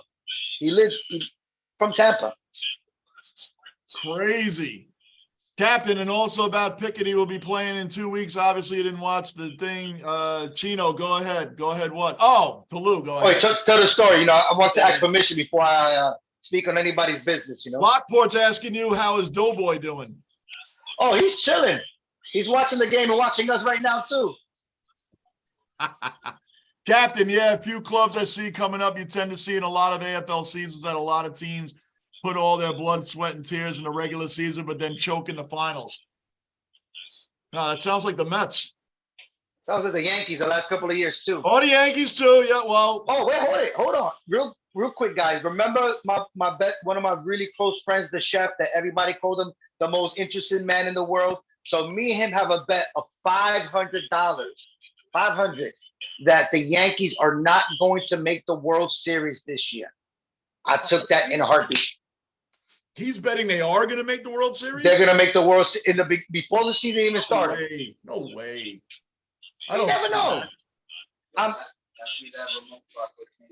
Hey, Doughboy, they were asking for you. Say hi. My friend is shy. No. Can I get this when you're done, please? The 8, Yeah. Mr. Marine, Vegas will win tonight. Yeah, Mr. Marine, I see they're up 2-0 right now with 5:20 left in the first period. They should end this tonight, too. Poor Froge, Lou. Poor Froge. And they know who oh, no, base hit right up the middle. Somehow Severino's still in the game. He has 100 pitches. The guy, here we go. Beatty's on first. Anyway. You know why I don't say poor Froge? They beat Boston. They weren't even supposed to whip Boston. Who else did they beat afterwards? They beat but you gotta remember Canada. The Florida Panthers were the #1 team in the league last year. They just had injuries. I understand. It's okay. But they were down 3-1 to Boston, came back and won. Right. That's big. Then they beat Carolina, who can't score goals. I don't know how they finish #1 in the Metro every year, but they can't score goals. They never win in the playoffs. I'm serious. They can't score goals. I knew Florida was going to beat them. And Florida did not have to play the Lightning, who always knocked them out of the playoffs. The Lightning got knocked out by Toronto in the first. So Florida beat the Bruins. They were down 3-1 to them. Then they beat Toronto, and then they beat Carolina in the Eastern Conference Finals. And now they met the Vegas Knights, who are in the finals for the second time in their 6 years of existence. Yeah, they made it the first year and got – and matter of fact, the first year, they didn't lose a game until they got to the finals, if I'm not mistaken. And they had Gerard Gallant as the Rangers coach. By the way, they got Laviolette now, who is a – And John, tell them I'm not a big-time hockey fan, but I watch it because of you. You created this monster. Yep. Lou is not a big-time hockey fan, but he's a big-time hockey fan now. He's just learning. He's learning the game. He's learning the history of the game and all that. That's why I said he will be all in on the footy. Oh, yeah. 100%. Australian rules football, AFL footy. It's all the same thing. Don't worry. Take a look at it. Here he's saying footy. We're still talking about the same thing. So, and trust and believe, holding that Collingwood jersey up, Guernsey up, is like holding a Yankee. Or is it? Are there different countries or just Australia? It's just Australia. I mean, they have it here in America, but it's not. And do they pick up? do they pick? So they pick up players from other countries and stuff like that. It's not just yeah. Like okay. I said, Mason Cox. Look up Mason Cox, and they'll take you right down the whole story of that dude. It's amazing, that guy's journey, man. To move to a country you don't know anybody, to learn a sport that you've never seen in your life, leave behind a six-figure job in America, guaranteed. Left it. It was waiting for him after college, and he went over there and learned the game, and he didn't learn it well right away, and now he's become one of the biggest. He was even on Pat McAfee, Mason Cox. It's on a Pat McAfee show. Yeah. Well, look at all the champions from UFC. Half of them came from Africa. Mrs. Basement, love you, babe. I'm out. Good night. Number one, good night, fellas. Good night, honey. Good night, Mrs. Basement. Thanks for all you do. Seafood Alfredo, Lou. Seafood Alfredo. No, ask Stanley. Stanley bought a whole tray from her, remember? That's right, Stan Chino. By the way, honey, Chino is in the chat right there. Stan. Stan said, tell Doughboy to do the truffle show. I will, Stanley. I definitely will when he comes back. Oh, man. Here's Severino, 2 outs. Guillermo, base hit. That's going to score a run. 6-6 coming up. Beatty scored. You made a comment earlier that one of the Yankees was the first platoon player to win the Gold Glove. DJ. He should have won it last year, Guillermo. Guillermo should have won it last year. He was amazing in every position that he played. Well, I think it's like a status you got to have for a while, because even DJ won a batting title in the National League and the American League. Oh, I agree. He won them both. But he made some amazing plays last year. The Mets don't play him every day. No, that's the thing. We just brought him back up. We just put him down. Yeah. That's why, because I agree with you. I watched a lot of the Mets last year. Remember, I was on the Met. No, we did. We watched it. I watched the first half of the season, more Mets than Yankees. I was mad about the cheating thing for a minute. Oh, I was just gonna mention the letter. Rock said, "What's up, Stan?" Chino saying, "What's up, Rocket?" Yep. Good night, Gunner. Good night, Rock. Good night, Rock. Good night, gentlemen. Yep, Lou. I had to cut you off. My honey's in here. She's more important than you. So always. Yep. Bond says, night queen, Rock. That's right. Manav, I'm going to eat zucchini spaghetti for dinner tonight, Rock. Captain, I bet $100 that Collingwood chokes in another preliminary final. See, they all hate the Pies, man. They all hate the Magpies. The Magpies. I'm going to look for them. Yep. Hey, I got the classic. They're the Yankees. They're the Yankees of the league. You love them or you hate them. Yep, they're the Yankees. They've been around a long time. Look up the history of the Collingwood Magpies. Oh, I will. Trust me. After this, John, I promise you, and I promise all you guys, I'm going to look everything up. That's one of their classic hats right there. That's them. Real quick before I forget, what's the name of that kid from Miami that's raking? Ariza. 401 average, 403 average. Yeah. He's killing it right now. The Marlins are like in second place, aren't they? They're killing it this year. Oh, yo, they put his stats up against Tony Gwynn's, and it's almost identical or even better in some of the categories. Once again, not saying that he's going to be Tony Gwynn, because you don't say that about nobody. Right. But wow. Medication, another cellar dweller. Boy, we got everybody in here today. Medication. What's going on, man? Medication. We got everybody in here tonight. Medication in the basement. Another major cellar dweller in the basement. One of the original cellar dwellers. One of the original cellar dwellers is right, a real OG. Medication, what is good with you, my man? I even say this. We probably wouldn't be here if it wasn't for him. Look at Bond saying no to the hat. See, this draws a lot of attention. This hat is as nasty as this hat to people. So I'm gonna look it up. I'm definitely gonna look it up. Definitely looking it up. Rock, yep, son. That's right. Amen. Bob Rossi in the house. Stan, everybody's going in. yo, Stanley, you're a clown, bro. I don't know what the joke behind that one, so I'll stay out of it. The, Bob Ross, the oh, fro. Bob Ross. I got you. Wow, Bob Ross. Oh my gosh, Bond. Look at that. They're all covering their eyes. No, the hat. AFL gets a lot of Ireland. There you go. Captain's telling you AFL gets a lot of Irish.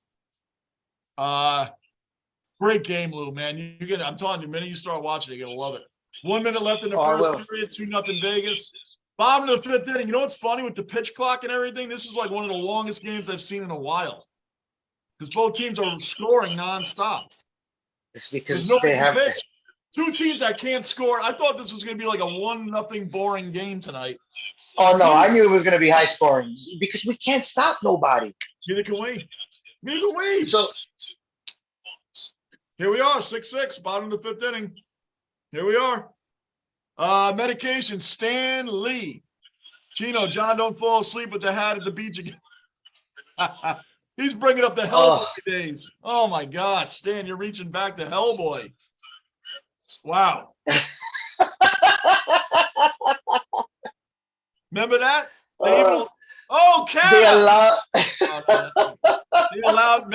They allowed me to wear the hat because it was so bad. It was so bad. They actually allowed, they went against policy and let me wear that thing.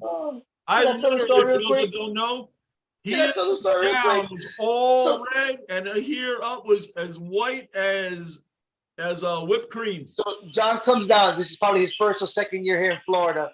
And he goes to the beach, wears a hat. Comes to work on Monday. Or backwards, right. He comes to work on Monday, and it's the biggest, it was February. I didn't know you could get burnt like that in February. I never lived in Florida before at the time. So Rock and I go to the beach. I'm wearing my hat backwards, right? Wearing it backwards the whole day. Well, whenever I get home, my whole face is red. I took my hat off. It's white, and I had like really short hair.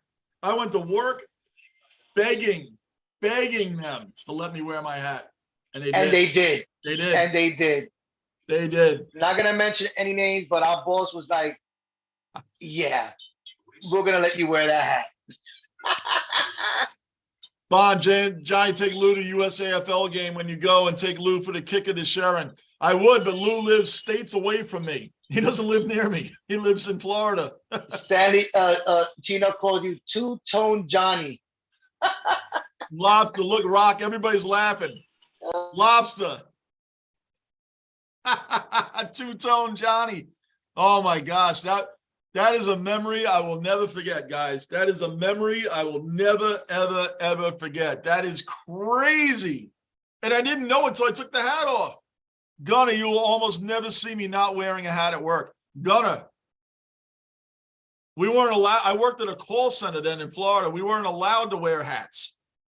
They let me wear it that day because I looked ridiculous. I'm telling Gunner.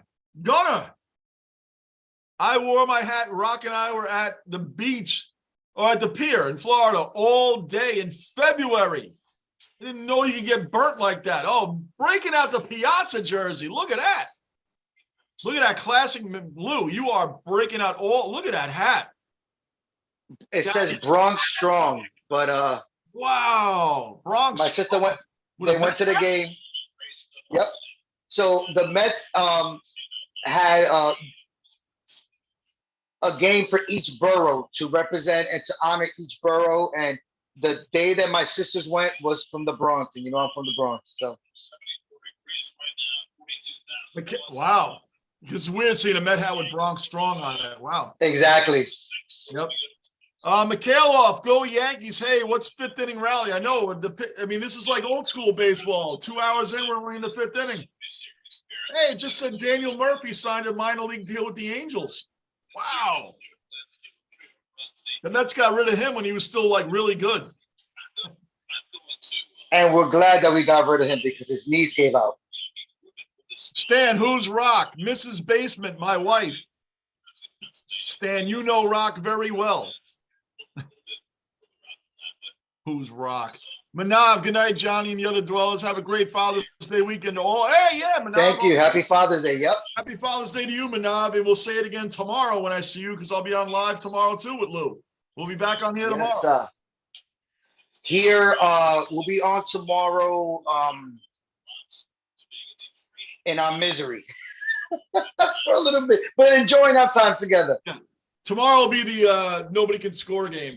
Today they're getting all their runs in now, and then whoever we go on to play after this, we'll get like 1 run and lose 9-1. You know, whatever else. I mean, this.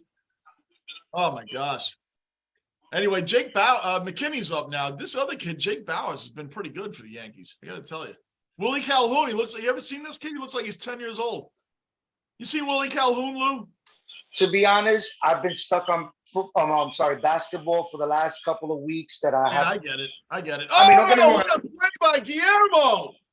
Did he get him? Boy, thank goodness McKinney is fast. What a play by, you were just talking about it. Look at the play. I'm a couple seconds ahead of you, right? Yeah. Watch the play. What a play by Guillermo, man.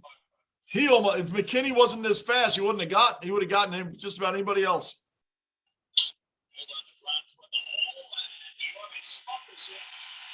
And that's normal for him. Yep. Great play. This guy McKinney just came up from AAA, man. He's so far. I'll say this again. Ray Ordonez for me was not overall the better shortstop, but when it came to the glove, you want to say Vizquel, you want to say Ozzie Smith, you want to say Jeter, but that dude was amazing. Oh, Ordonez? Ordonez. Oh yeah, Ray Ordonez. He just couldn't hit. He couldn't hit. Rock said, "Don't play yourself," you know. Yeah. He couldn't even hit 150. That's how bad he was. He couldn't hit. That's the problem. He did all the Dominic Hasek stuff at shortstop, all the ESPN highlight stuff, but he couldn't hit. He couldn't hit at all. But he was as automatic out as you're going to get. His range was amazing. Like, I've seen him dive on his knees, pop back up, throw, boop, boop, boop, but couldn't hit a lick. Without his defense, he'd have been in the minors single A forever. Oh, no.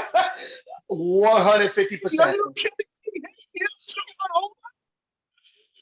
Oh, he almost hit a 2-run bomb. Higgy already got his. Wait a minute. Higgy already got his 1 hit for the week. He's trying to get another?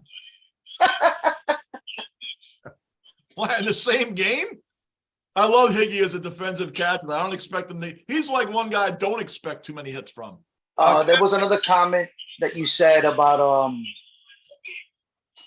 a veteran taking the seat back for a rookie. I forgot you mentioned somebody. I forgot who it was.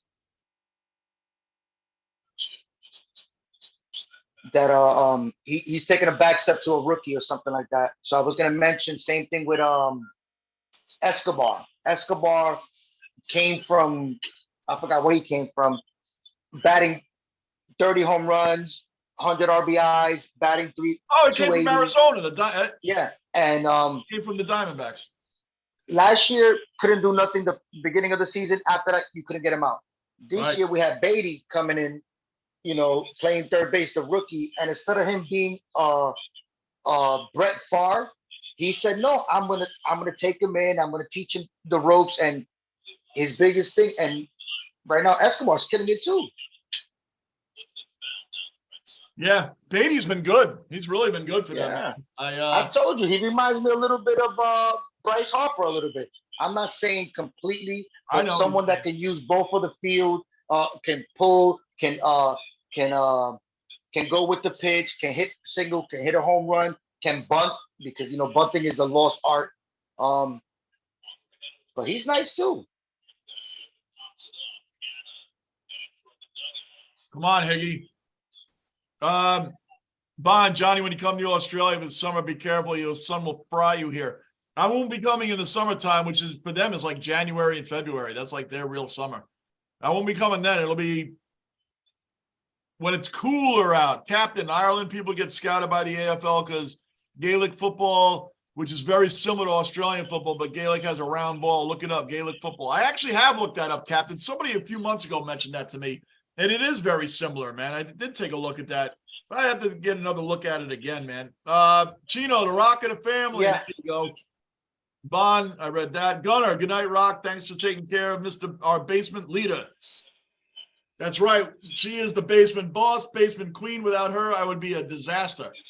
I'm not even kidding you. I would be a disaster without her. I don't know where. Where's the mascot? I haven't heard him all game. Summertime, Lou. He's outside.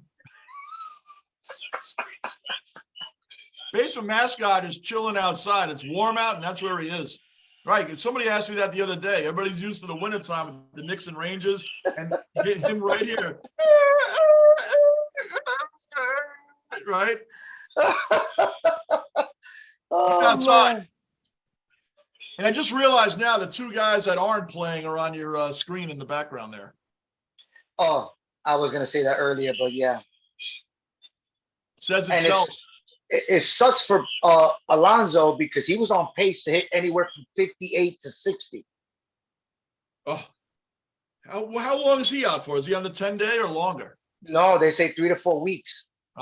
Forget the 60. A bone bruise. But then again, Judge missed a lot of time in April, and he still had 19 home runs in May. I mean, yeah, or just about all of May. I'm just saying, you never know. I mean, he was only 2 home runs off of his pace from last year, and he played the whole year. Yeah, no, I agree. Well, nobody gets hurt in their contract year. But why nobody got hurt in the 80s and 90s? I know. Well, that's what I'm saying with the pitch clock and all these things. People say, "Oh, now we get to see bases being stolen. We get to see baseball. We get to see this." Man, we saw all that before. Baseball allowed small ball to go away, and that ridiculous shift when they listen. The automatic runner, I still hate. Now you have the pitch clock and the game is sped up. Get rid of that automatic runner. I hate it. I'll never be sold on it. But, oh, Nimmo, you just flat out missed that, man. I'll take it though. Jake Bowers is on second. I don't blame him for not running. He should have scored, but I can't say he should have. Did you see it yet? He should have had it. No, not yet. Yeah, that one he should have had. The other one, Nimmo, was almost a great play. He should have had that, man. He just flat out missed that. That one he should have had. Uh-oh. Now, Lou, this is perfect time for me to take a break because, Rock said basement mascot's outside with her, Lou, right now. Outside with her. Now, OG Cellar Dweller Gardini in the basement. For you don't know, Lou, the BK Reaper is Gardini. He changed his name a few times before. Now he's in. This will be fun. We were wondering where you've been, Gardini. Wondering where you've been. Mets have 85 plus. Oh, he's coming in strong, too. Mets have 85 million combined in the worst spaces. I said it last year. I'll say it again. You can't pay hella money to 40-year-old pitchers. Judge was on 60 also. Healthy, he's 70. Lou did mention, I'll let you tell him. Lou did mention, though, Verlander and Scherzer are way overpaid. He did mention that earlier. I will give him that. Johnny, see the new mask, Johnny? I was waiting for him. Oh, yeah. I'm ready. Man, Mikhailov, you got your P.O. box, Johnny? Been building up a box for you. Oh, my gosh, Mikhailov. I will let you know that on there, buddy. Bond, Mikhailov, I'll email you. Mikhailov, I'll email you. So look out for my email, Mikhailov. Bond, Johnny, the AFL, all Australian best players play an international game of Gaelic football against Ireland. The Irish are afraid of the Aussies because we hit them hard. There you go. And on that note, Lou, take over for a minute with your boy Gardini. Oh, Mr. Reaper, I see that you changed your name. Well, you are 100% right. I'm going to be honest with you because, I've always been very straightforward. I don't BS. You're 100% right. Us paying, I'm not going to say Max Scherzer the amount of money because I think paying Scherzer for us was changing the culture, but paying Verlander the amount of money that we pay Verlander, you're 100% correct. There's not much I can say. We can't score runs when we need to score runs. Our starting pitchers can't even get past the 6th inning. Before you got here, I just finished telling them that we're 17-1 when our starting pitching goes 6 innings. 17-1 when our regular pitching that we pay so much money for, even Singa, we paid McGill. Who else did we end up keeping? so much money that we pay for our starting pitching, and let's not even talk about our bullpen. Our bullpen is just garbage, garbage, straight garbage. Like even against the Braves, we were up a couple of times, and I'm sitting there like, okay, when is the floor gonna fall out? It was horrible, man. Oh no, yo, Reaper, I love you too. Seriously, like I said, all fun and games. Cellar dwellers. We speak, we talk, we give our opinions, regardless if our teams are good or bad. We're gonna stand behind them. And yeah, we suck right now. I agree with you on the comment with the Mets and Yankees, but you guys are like 8 games over 500 in the best division in baseball. We can't even get out our own way. Um, the first time ever that we have lost 3 games in a row after leading by 3 in any game ever. I mean, since 1962. But yeah. But Reaper, real quick, Reaper. Where's this at? Hold on, Reaper.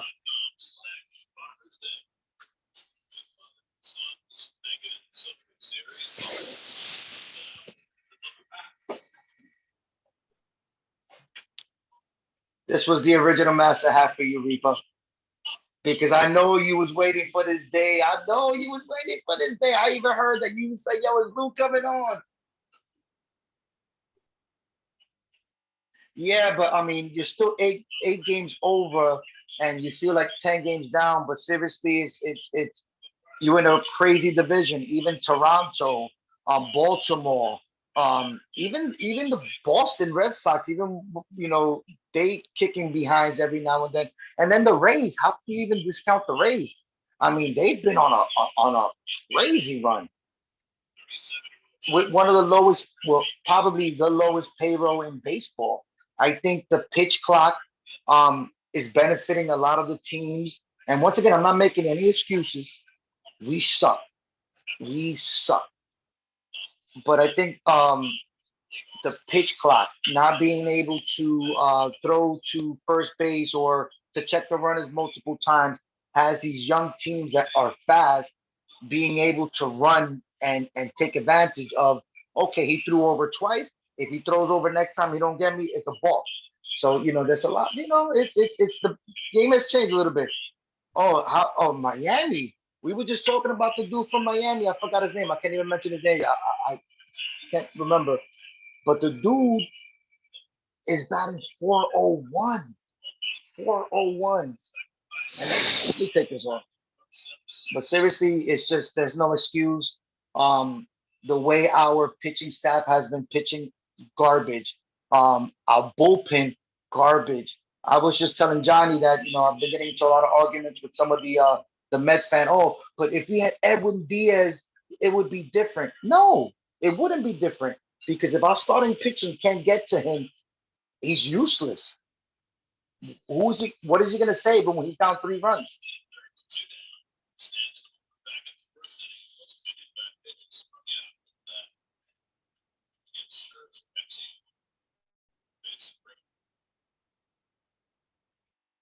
Oh, yes, yes, that's the dude's name. Yo, he's off.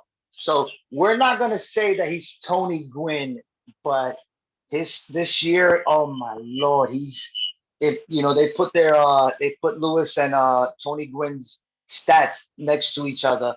And when I tell you he's either as good or better than Tony Gwynn, but for me, it's more of a longevity, consistency. When you talk about Tony Gwynn, you're talking about almost 18 years of straight dominance.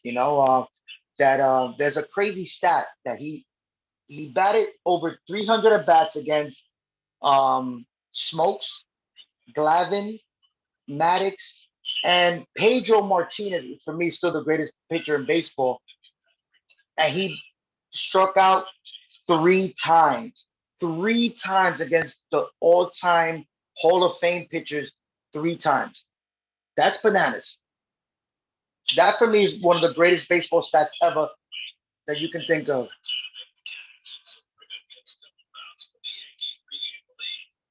Yeah, but that's is he can he give Tony Gwynn a run for his money? I'm gonna say yes. The way he's shown us, he kills the Mets. Oh my lord. The first I think our first couple of games was against Miami, and when I tell you he went like 8 for 12 or something like that. He's no joke. He's definitely no joke. But let's see if he can stay healthy. Let's see consistency. Let's see if the league can catch up to him because the one thing about Tony Gwynn that I love about this man is that he was able to adjust. If you were a fastball hitter, he went after the first pitch. If you were a curveball hitter, he went after the second or third pitch. And not even a prototypical athletic body. This dude was chunky, whatever, whatever. And yo, he just had an eye for it. Do I think this guy can hit 400? He's doing it now, but can he do it for to the ending of the season? I hate to say it, but I think he might. He might do it. He might do it. Hmm. I remember one year. I think it was the year that there was a strike. I think it was either 93, 94. John Olerud. Um, I think he was playing for Seattle. Was almost batting 400, but it got cut short. I think he was the closest that to it.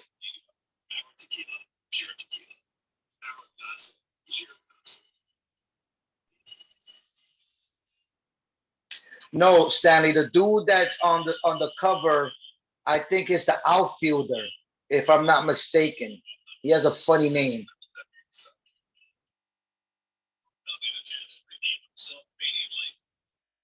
No, no, Reaper, I agree with you. I promise you, I'm not disagreeing with you.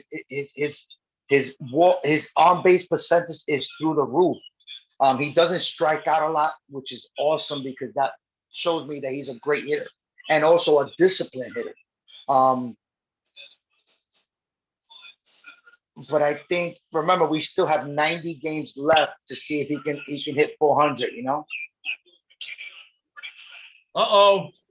7-6 Yankees. What did I miss? Oh, they ended up scoring runs.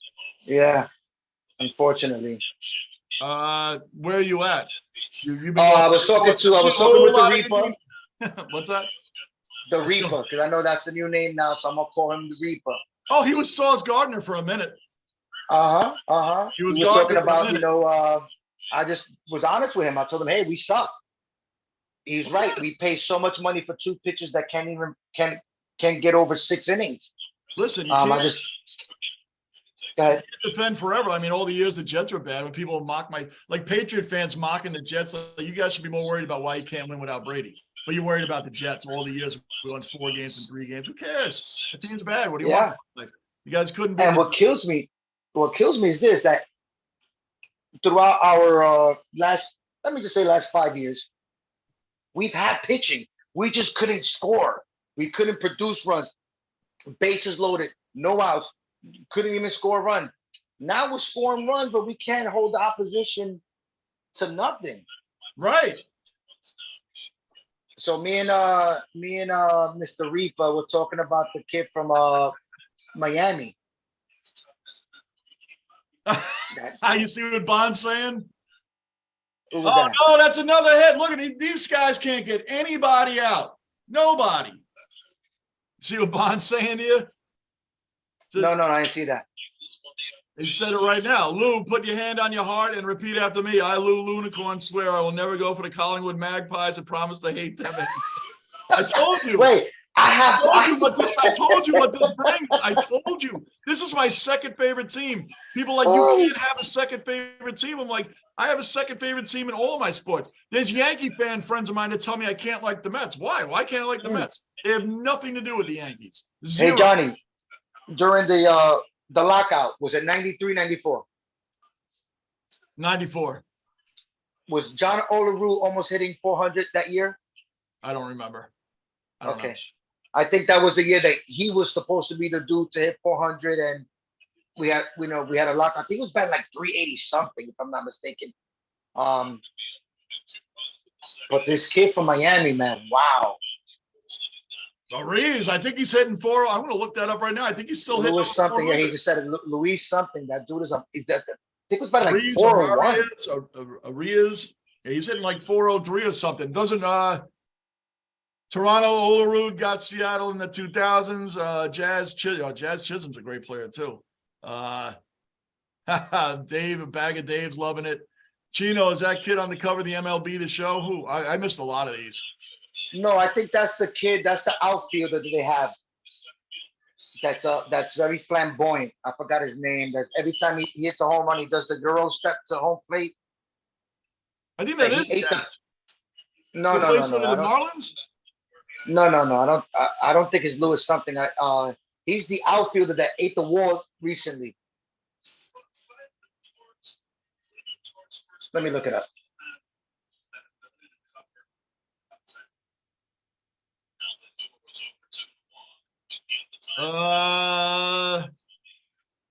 Played baseball today, first time in months, sprained my ankle. Well, you probably have to stretch first there, Gadini. How do you sprain your ankle, man? Aren't you like freaking, you're in your early 20s, aren't you? I always forget. We got a couple of youngins in here. Yeah, no, his name is Jazz Chisholm Jr. Yeah, we just said that. No, but the dude that's hitting 400 is like Louis Aurora or whatever his name is. Arias? I Yeah, always saw his name wrong. two different people. Yes, two different people. Oh, I see what you're saying. Like I said, I'm catching up on the chat after the fact. Catching up on the chat after the fact. I got you. But Reaper, I'm gonna be honest with you, we suck right now. Hey, what do you want me to say? How can I argue with you? How can I try to make an argument of how we better or how we are this and how we are that? We're not. There's the Yankees right now. I mean, listen, we have 7 runs. That's more than we scored in the entire Red Sox series combined. And it's only because we're playing your team. Only because we're playing the Mets. Right. Yeah, you guys have no pitching. Because Severino can't throw any, all his pitches are flat. And I like Severino. I don't even like sounding like I'm ripping on him. I'm saying all his stuff is flat. I don't know what to tell you. It's crazy, crazy, but it's true. But the only thing that I'm hanging my head on. Oh no, he walked. Look at this. The only thing that there was nobody on base. Now he's loading them up. Only thing that I can hang my head on is that Atlanta, Phillies, and Washington, at this point in the season when they made it to the World Series, they almost had a similar record that we did. So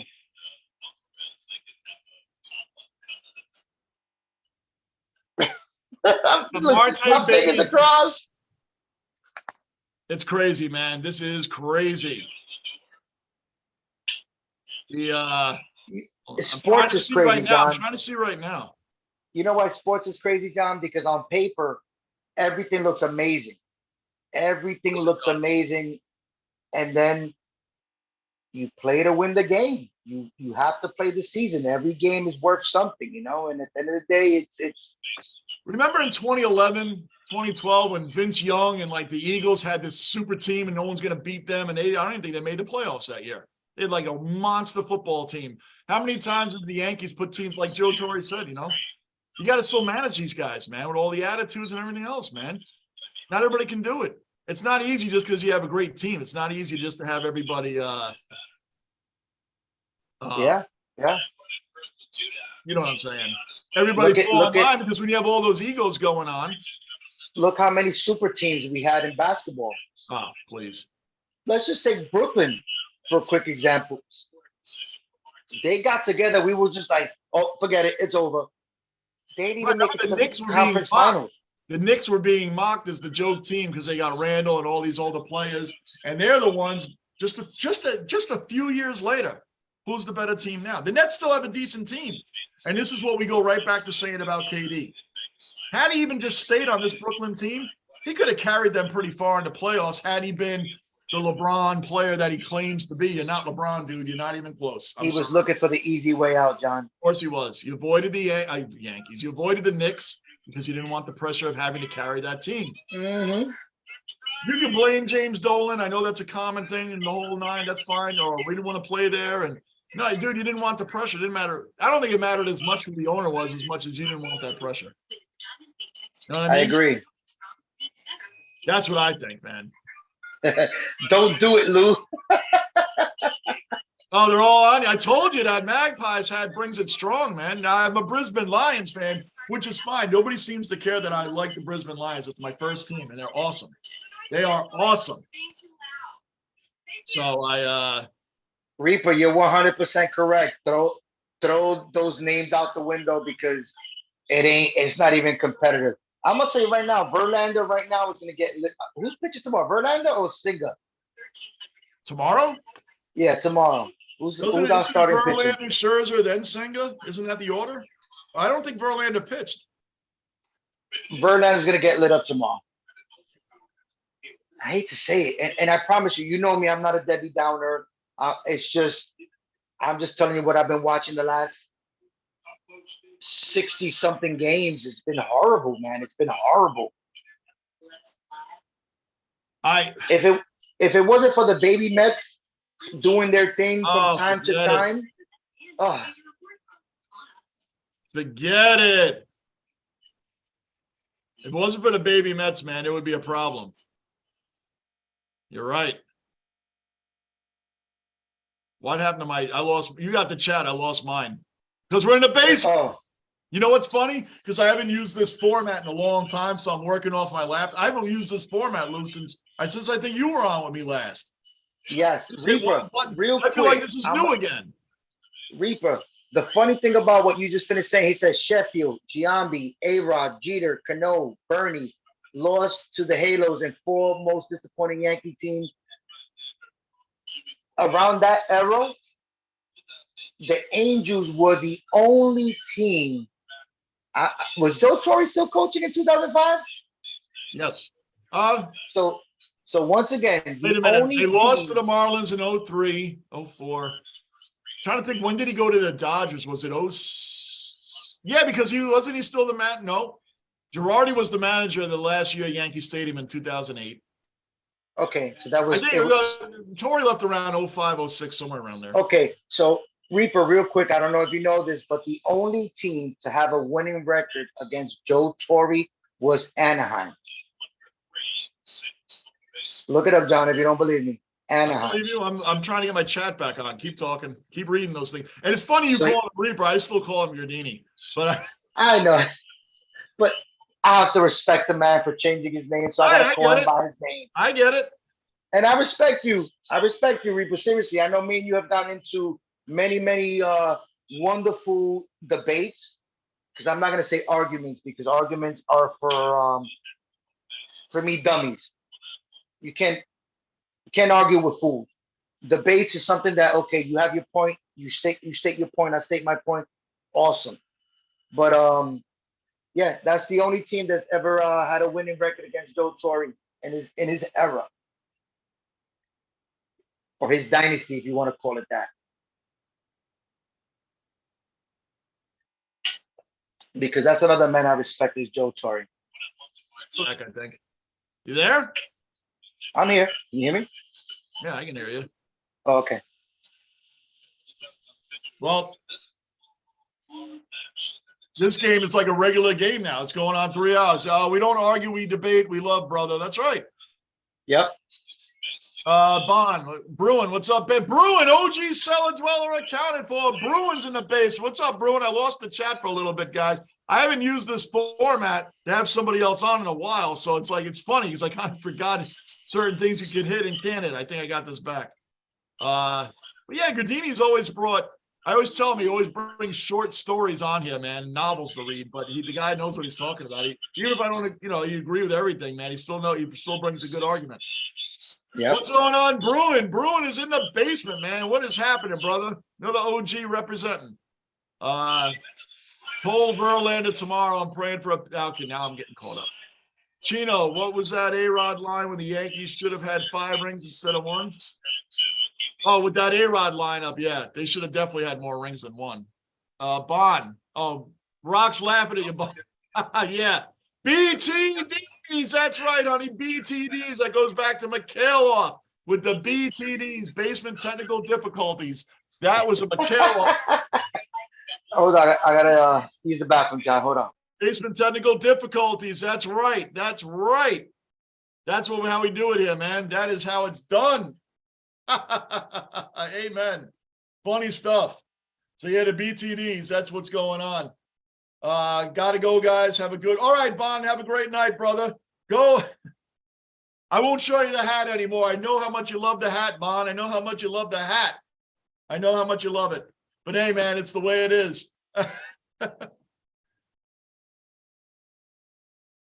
All right, Rock. Good night, Mrs. Basement, my honey, my favorite. Mrs. Rock, have a great night. Have a great night, my honey. Thanks for all you do.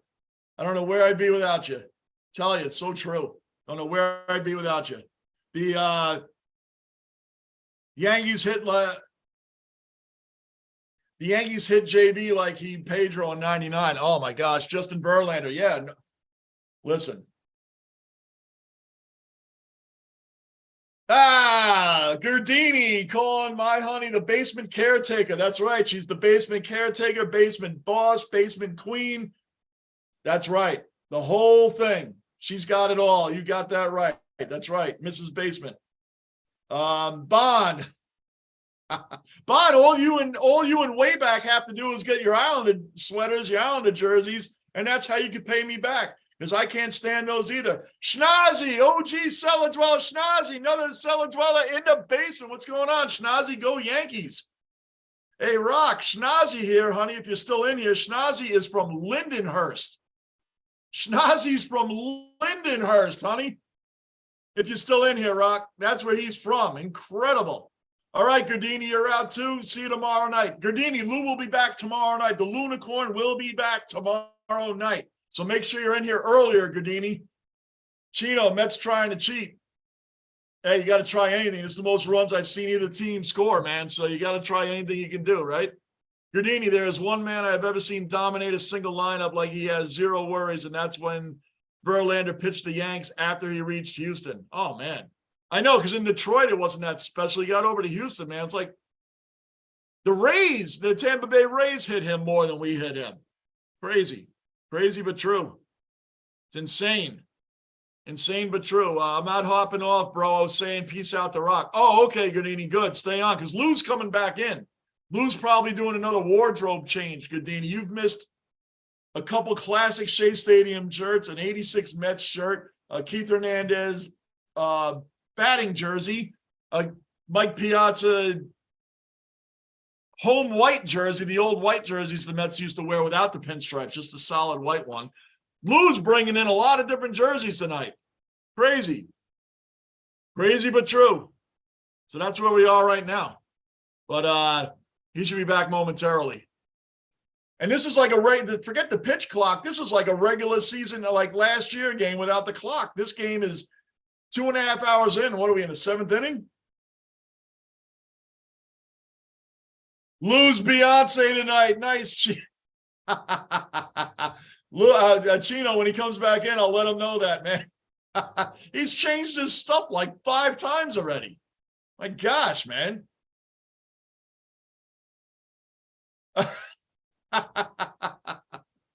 That's hilarious, man. That is hilarious.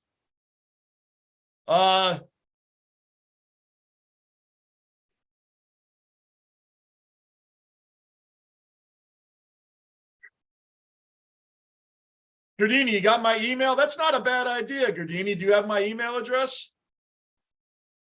Email. You have to email me, dude, because that's the only way I can give you any information, man. Do you see what's going on here, John? I told you we would start Cellar Dweller night soon. Gardini wants to come on tomorrow night with us. He just got Scherzer's. Gardini, man, there's my email. You have to email me, dude. I don't know if I can get you on or not. I got to figure out how to get 3 people on the thing. It shouldn't be that hard, though. Anyway, Godini, email me, man. You got to email me. Here comes back with another Keith Hernandez jersey right now. Look at this. My Lord. Chino said you are Beyonce tonight. Yes, I am performing tonight. Godini, then email me, man. I told all the that we'd have Cellar Dweller night. You're asking first because you want to be on with Lou. Myself, email me, man, and I'll send you a link tomorrow night, Godini. But you got to email me, bro, because I don't know how else to get it to you. So, Raleigh, back on, man. Raleigh, great to see you back in here, brother. Another OG back. So we're going to start. Raleigh, we're asking about Cellar Dweller nights. Well, Godini's asking if he could be on with me and Lou tomorrow night. He asked first, so I'm going to send him a link for the Zoom. So let's see. We'll squeeze the third person in. We should be able to do that. Should happen, no problem. Wow, Godini, yeah. Oh, this would be funny. Did he really call me? Did he really call me Beyonce? Stan called you Beyonce. Dude, you changed like 5 times already. Actually, 6 times. Well, I ain't even done yet. I'm not even done yet, John. I believe it. Look at this. We're almost 3 hours into the game. Top of the 7th inning. This is like a game without the pitch clock. Now what's going on? And they're throwing our picture out right now. Crazy. Lou, take over the chat for a minute. Oh my Lord. Let me say something. Okay. First of all, I love baseball. I'm still here. I'm sitting right here. I'm not going anywhere. I'm trying to adjust something. I don't understand the whole I'm looking into the Zoom. I'm looking into how to get Godini on tomorrow night. So just take over. Fingers this one's using water, that one's using alcohol, this one's using this one's using that. You're using the rosin bag, regardless if you're using the bag. And if I come out and I'm sweating and my hand and the rosin bag is making it sticky, how is that illegal substance? I understand. I'm not saying that it's not being used or being taken advantage of, but there needs to be a little bit more a definitive answer on what is sticky and what is not. What is foreign substance? What is not? Because when it happened to Scherzer, they say, "Hey, go clean your hand." He goes to the dugout, takes alcohol, rubs his hand, cleans his hands, comes out on the instruction of the umpire, comes back, and now they want to suspend him because they're always too sticky. You just told me to clean my hands. So for me, just like the pitch clock, there's a lot of things that need to be a little bit changed, a little bit to be more what's the word I'm looking for? Black and white when it comes to more certain descriptive things. Or decisive on it. Yeah, black and white. Do this. Yeah, right. It has to be more. It has to be clear. Right. Exactly. I agree with you on that. It does have to be more clear, man. When Scherzer got ejected, they told him, "Hey, you're too sweaty. Go clean your hands." So he goes inside and takes alcohol to, clean his hands. He comes out, they check his hands, everything's fine. When he leaves to come out, from pitching, "Oh, your hands are too sticky." You just told me to go clean my hands. Right. Well, now it's not as dumb as like Herman, who had the same umpire on Jackie Robinson Day. And that umpire warned him. He got a warning to clean his hands. He came out of the dugout like that. And apparently there was some little loophole or whatever that maybe they weren't aware you couldn't do that. It was early in the season. The same umpire calls another Herman game in the middle of May. And guess what? He comes out of the dugout and that umpire meets him. "You're on the radar, dude. Like, are you that dumb?" And they said it was the stickiest hands they ever felt. Like, what are you Was doing? Kenny Rogers pitching for the Detroit Tigers when they said that he had the stuff on his hat, glove, whatever?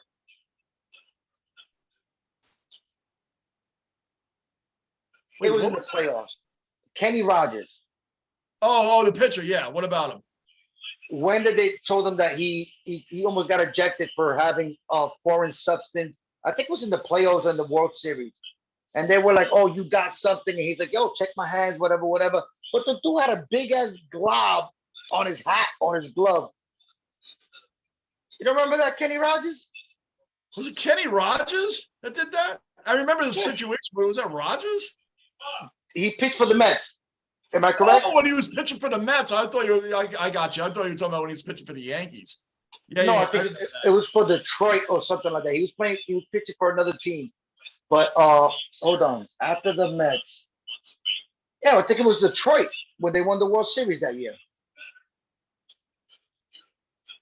I could be wrong, but I know it was Kenny Rogers because they made a big stink out of it. I think you're right. I think you're right. It was. Well, I don't know I'm gonna why look I'm it sitting up. here I'm thinking. gonna look it up, Johnny. I don't know why I'm sitting here thinking that it was not. I remember the situation. I was sitting here thinking, was it really Rogers though? The situation I remember, man, but I'm not going to sit here and say it was definitely Rogers. You know what I mean? It's hard for me to say. No, I got you. I remember. Oh, come on, DJ. Did you just miss that? You did just miss it. It's 7-6 Yankees, top of the seventh. That's the third out. Mets coming to bat. That was a quick. Beatty, Pham, and Guillorme coming up. I don't know why I keep calling him Guillermo, man. It's Guillorme. You don't even correct me on that, Lou. I'm sorry. I was trying to look something up real quick. Herman was more egregious. He had a dark substance on his pants. He wasn't even high. You're right. That was horrible.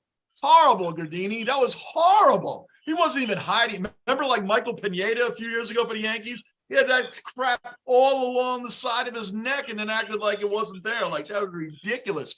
GB, another cellar dweller accounted for. Another Ozzy in the basement. Good day, Johnny Rock. In the overtimes, we have New York versus New York game. Lou, it's the Hawks.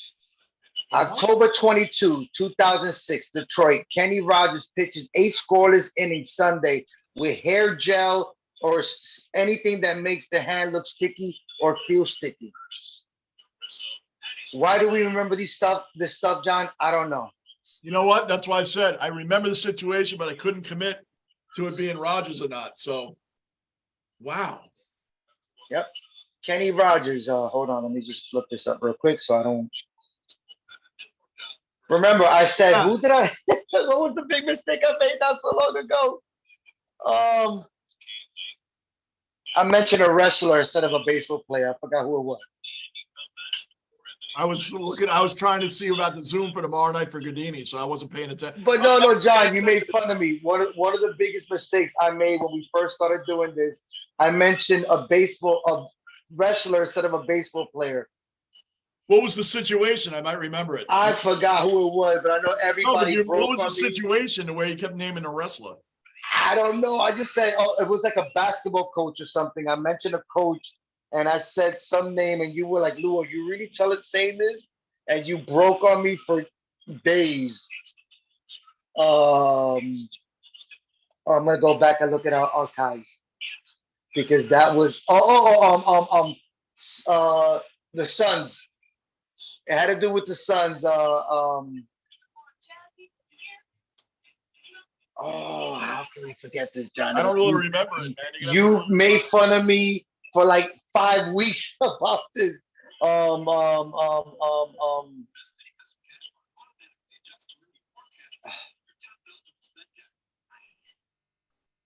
So anyway, I remember it says Kenny Rogers pitched early on game 2 of the World Series with brownish substance on his left hand that remained the front and center topic of Monday night Tigers versus the Cardinals.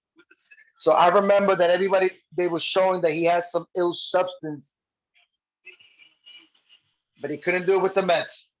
Nope.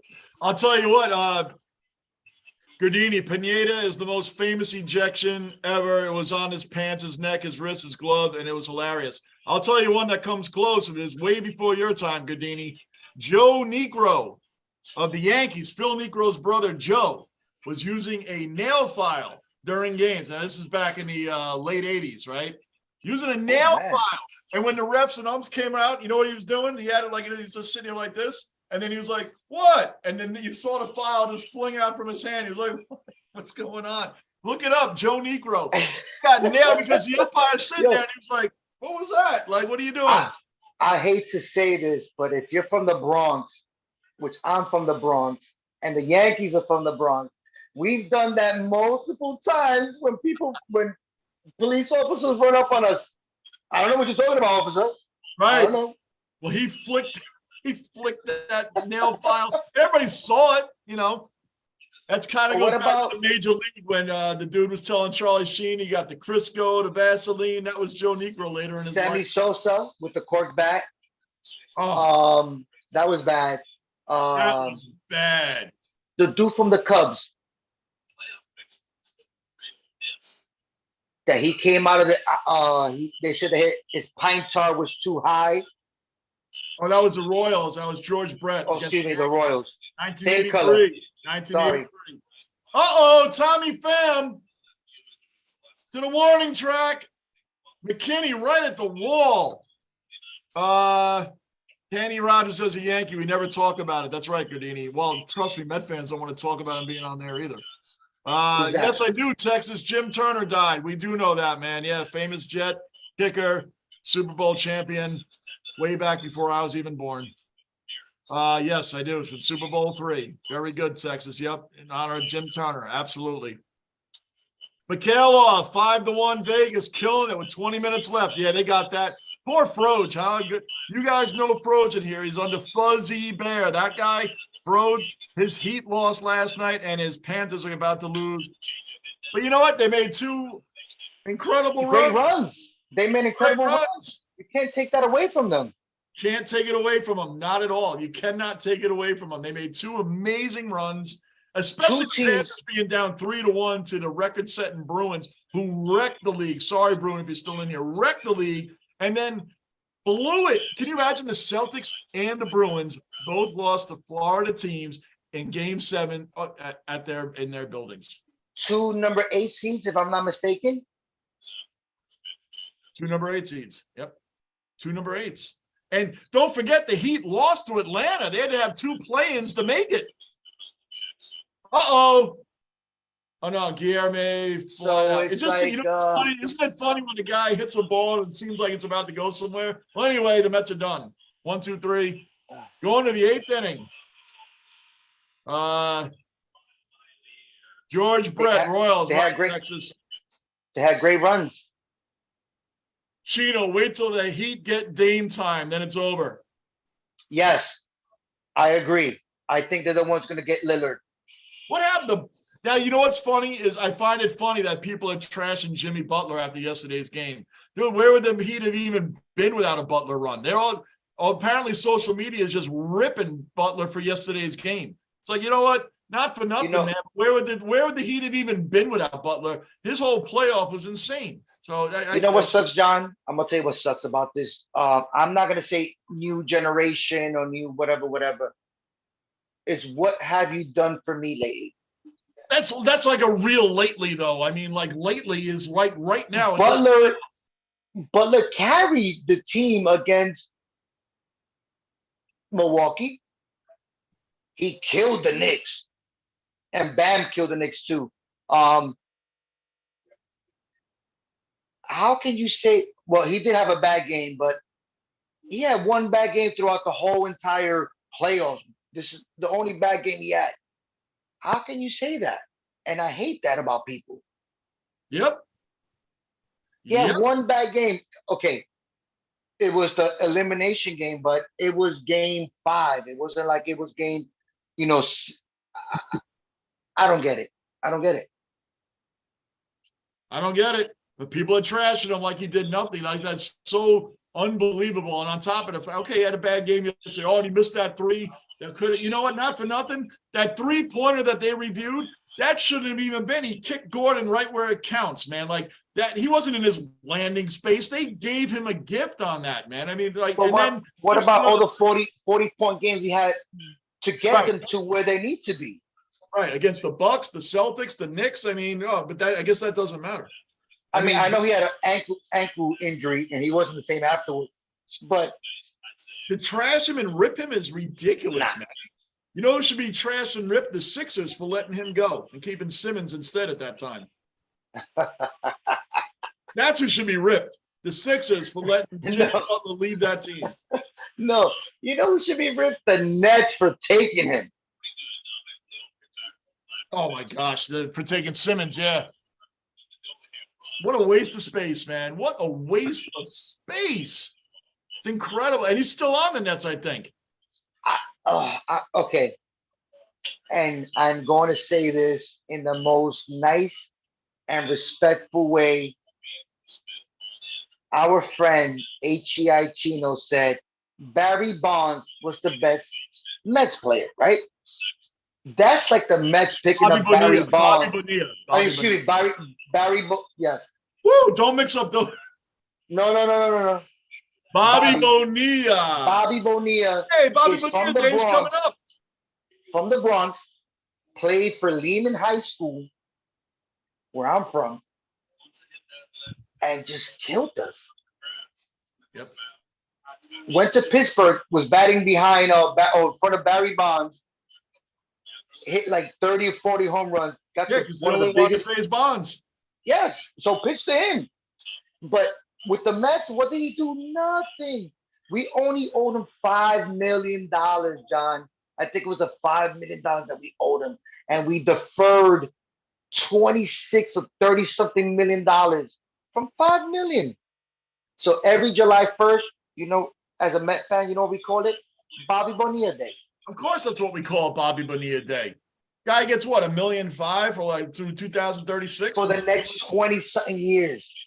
From 2011 to 2035, I think that's what he's getting. Incredible. Yeah. Wow. Bauer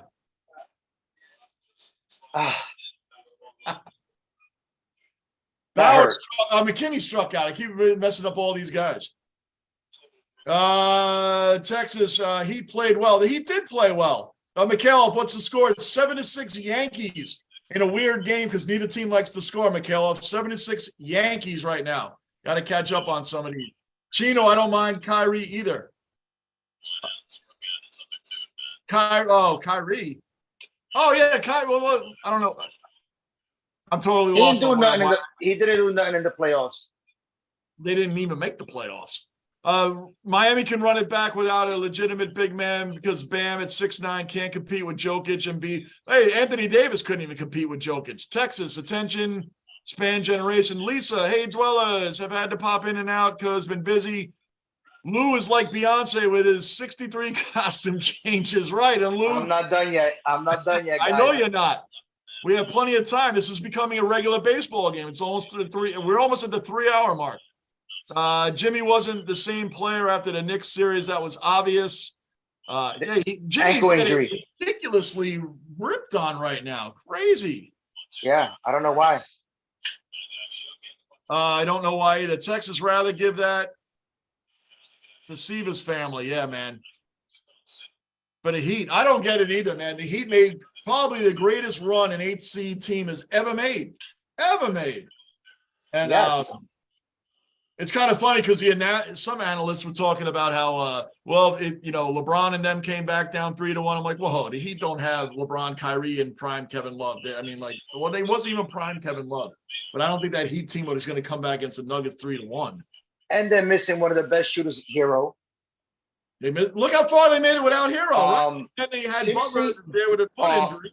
Bam, I'm going to tell you this, and I'm going out on a limb saying this. He had one of the greatest runs of Miami players ever. Bam killed Milwaukee. He killed the Knicks. He destroyed the Knicks. He did. We had no answer for him. He killed who they played out. The Sixers. The Celtics. The Celtics killed them. Yep. He even had a great games. It's just Jokic is too much. Oh my God, yo! Seriously, he should have won the MVP again. You killed Anthony Davis, who was playing great, man. He killed him. Why didn't he win the MVP again when Embiid was hurt almost half the year? I don't know. Was it like we feel bad for you because you were burned out the last 2 to 3 years? You know what? To me, it's almost like when they weren't giving Pujols the MVPs and they kept giving him the Bonds. In the years that Pujols was doing better, I'm talking later. The later years. So a couple of years that Pujols should have gotten it. Embiid, I don't know why, because he was injured this year. Hold on. No, that's to the wall. I hate to say this too. and you know me, I'm not a LeBron James fan, or not saying a fan. I'm a fan because I appreciate what he's done. But every single year from when he came into the league, or maybe like 3 or 4 years into the league, he should have won MVP every single year for like 12 years straight. Sure, but they get tired of giving it the same with Tom Brady. I mean, some of I these agree. Peyton Manning's stats were ridiculous, but they get tired of giving it to the same person.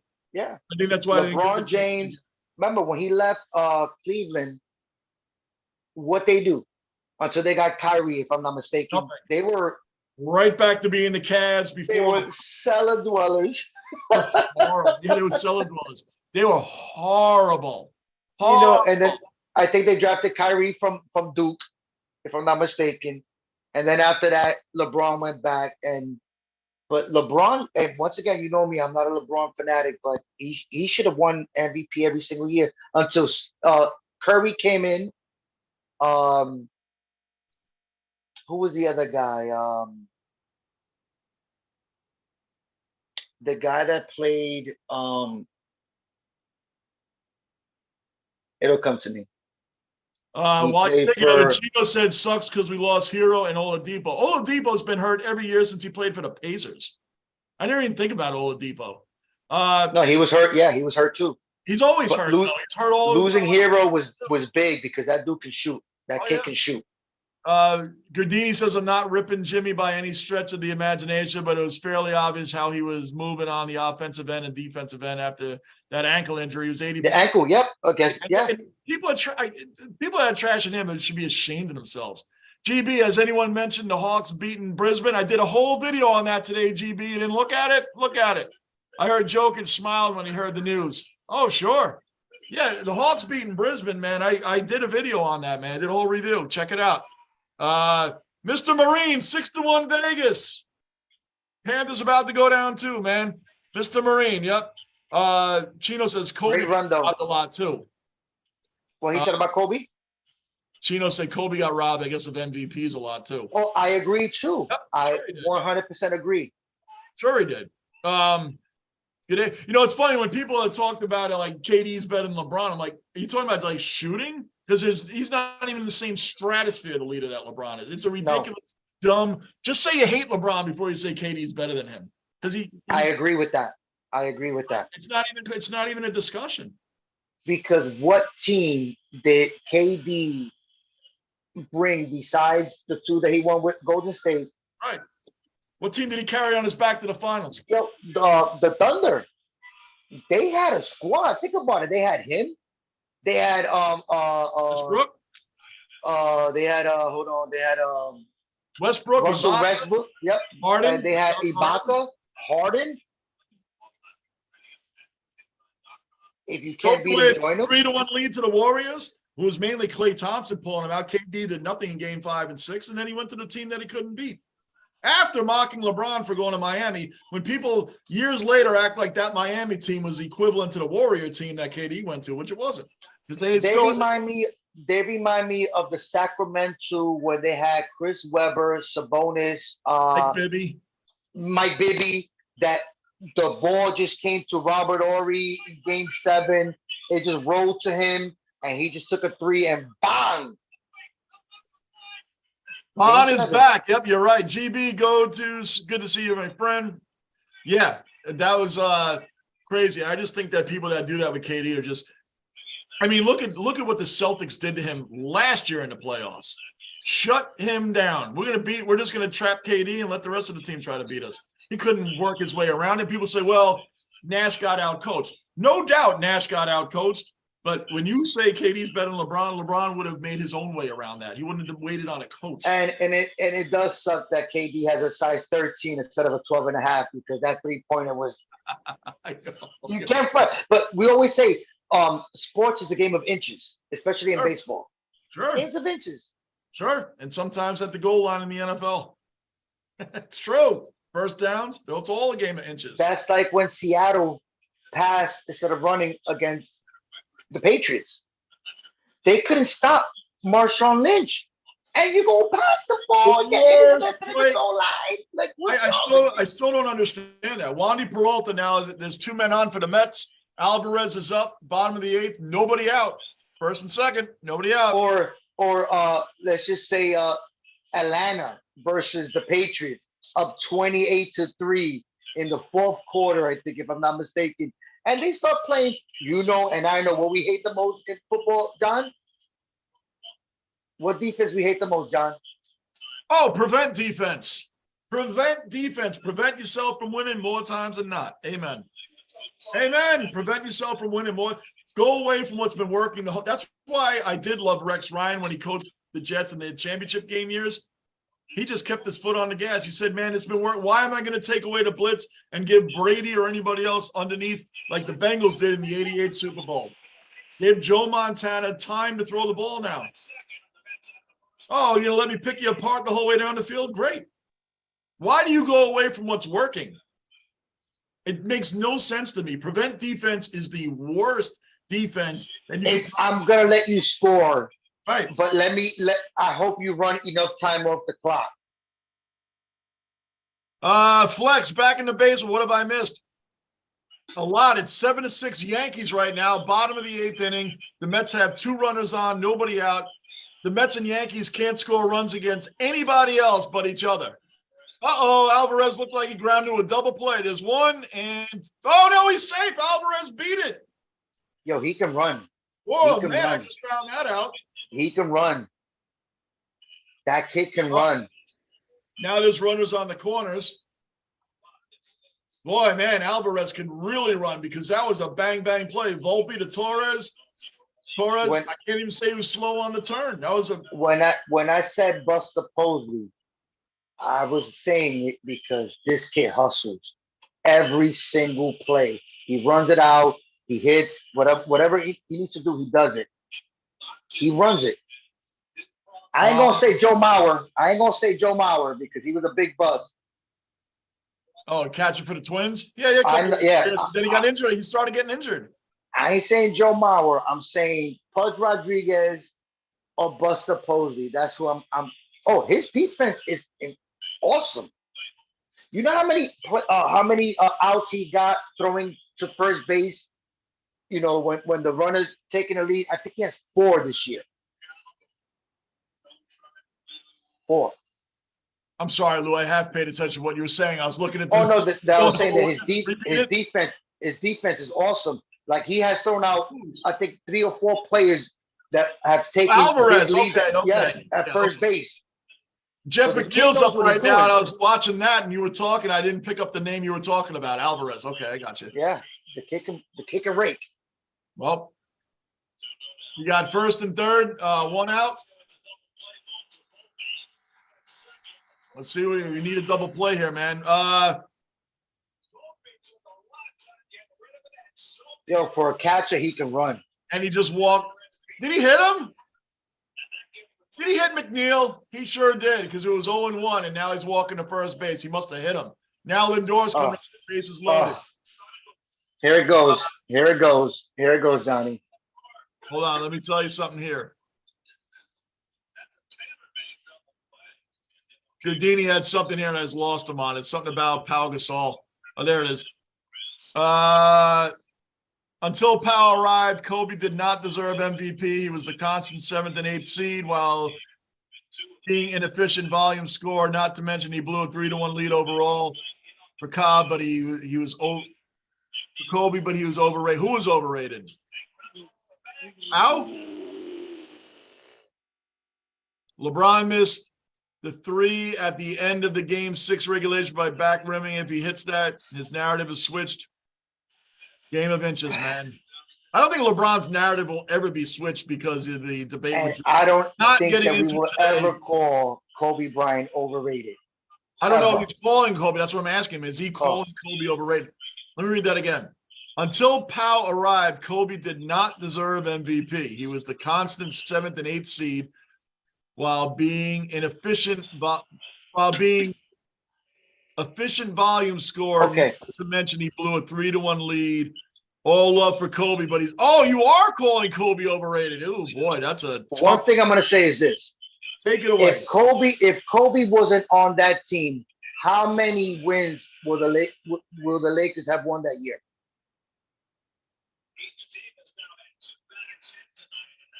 I'm asking you a question. Please, I want you to give me Hold the on, number. there's more. There's more. There's more. I'm catching up on these, Lou. So wait, there's more before you even get into anything. Kobe was not, this is all Gardini. Kobe was not a great player without another star running with him, which is why my opinion LeBron clears him. And MJ, no Pippen or Shaq or Powell. Hold on. I just lost it for a minute. What did they do while LeBron? You're starting into a Jordan LeBron conversation. It's exhausting, man. I can't get into that. We've beaten this thing to death. But he's doing an overall thing. I'll let you take this, Lou, because I No. And I'm not saying that he's wrong. Kobe was not a great player without another. You can take it from here. Kobe was not a great player without another star running with him, which is why, in my opinion, LeBron clears him and MJ, because no Pippen or Shaq or Powell, what did they do while LeBron was carrying? It is true that LeBron, like 07, who was on that team? Drew Gooden, Eric Snow, Varejao, Delonte West, whatever. He carried teams on his back. I cannot disagree with that. He did. I mean, that is true. He did carry no name. But you have to understand also that the East was garbage for 10 years. Think about it. Who was going against LeBron? We had. I'm not getting into the LeBron Jordan stuff. I'm not. It's just exhausting. Okay. You and Gardini want to do that? Go right ahead. No. I'll say this. You and I personally on here and on the phone have beaten that thing to death. And I have some new points for you, John. I'm not going to bring them out yet because we're going to have a debate again. About what? You shake my hand. We're going to have the debate again against LeBron and Jordan. I'm done. No. You know what? I'm going to say one thing, John. I'm going to be honest with you. You ripped me a new one because I wasn't ready for you. I got some new stats for you. I'm done. Okay. Not you want to talk on the phone? I tell it to everybody, not just you. Oh no. We're not gonna have a show about arguing about this. I've actually gotten to the point where I just tell people I feel blessed to have seen two amazing players like that play. I saw Jordan, saw LeBron. Not two. We've seen LeBron. We've seen Jordan. We've seen Magic. We've seen Kobe. We've seen Tim Duncan that doesn't get enough credit. You know we've seen Olajuwon. I will tell you this, and Shaq, when he interviewed Kareem Abdul-Jabbar recently, hold on, it's Owen. Oh, they were, yes, I saw that. Shaq is right. It is disgusting that Kareem's not even allowed in the conversation. He has 6 rings. He did it with 2 different teams. He beat a lot of the players Jordan couldn't beat in the 80s, and I know he had a better team around him. But and a stacked Boston team. And and he was the all-time points leader up until recently. And he's not even allowed in the conversation. People say, well, he was a big. He was a very important big. What are you talking? He's a big. Yes. So they asked Stephen A. Smith today, was the Joker the best big man ever? Oh, come on. Have you seen Hakeem Olajuwon? Hakeem Olajuwon? Come on. You know what it is? Today's sports fast tracks players that are really good. What have you done for me today? They fast track play. Oh, did he strike him out? It's 2-2 on Lindor with the bases loaded and 1 out. I'm a little bit late. No, he didn't strike him out. It was close. The problem is like they say Patrick Mahomes is the most versatile quarterback the league has ever seen. What about Michael Vick? I'm not talking about rings right now. I'm just talking about. You might laugh at me, or John, or you might agree with me. You know who we don't mention as much as we should is Patrick effing Ewing. Right. And you know why we don't? You know why he's not because allowed? He didn't win nothing. Same reason Marino and Henrik Lundqvist isn't allowed, because they didn't what rings. He struck out Lindor with the bases loaded. Doesn't mean that he wasn't great. And remember, I'm not a Knicks fan, but when I tell you this man will score 30 points, 10 rebounds, 4 assists, free throws. You know what we used to call it free throws in the 80s and the 90s? Because they were easy. These dudes now can't even hit a free throw if their life depended on it. Same like small ball in baseball. Why did they have to do the pitch clock? And why did they have to take away the shift? There wouldn't have been a shift in the 70s, 80s, 90s, or even 2000s. Why? Because no one does small ball anymore. No one drops bunts. No one knows how to. I remember when they had a huge shift on for Rizzo. It was last season. He's like, hey, you know what? He tried it. He dropped the bunt down the third base line. They were all like, oh, like he would have never done that back then. Never done that because everybody could drop bunts and play small ball. You know who would have? Okay, and I'm not even talking about the top 5 centers in the '90s. You know who would have killed Joker? I already see what's going to happen. Gradini Pacers. wants to bring the whole NBA talk tomorrow night. I already see it. I'll bring all this conversation to you guys tomorrow. Kareem is the 3rd best player ever. To me, right behind MJ and LBJ. All love for the Skyhook. Jokic is top 5 with the package he brings on the offensive. And yes, his defense is terrible, but his offense shown you can bring a ring because he generates so many opportunities and bad. But Jokic is still playing. How can you put him up in the Kareem category? You have 6 rings yet? I mean, does he? What is he? I don't know.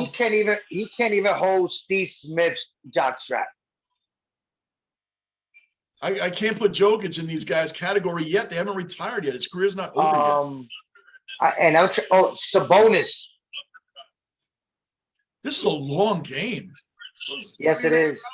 Because we're talking about basketball. This game is like this is like a regular game. It starts at 7. We're still talking at 10:30.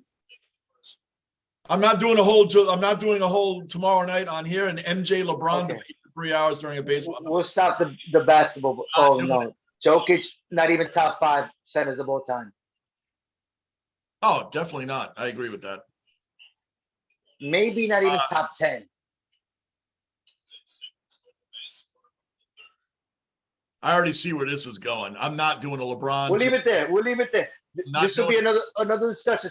And I tell other people that I know this too. I just tell people I'm happy to have seen both players play. I'm happy to see Montana and Brady and Walter Payton, Barry Sanders. How old is Reaper?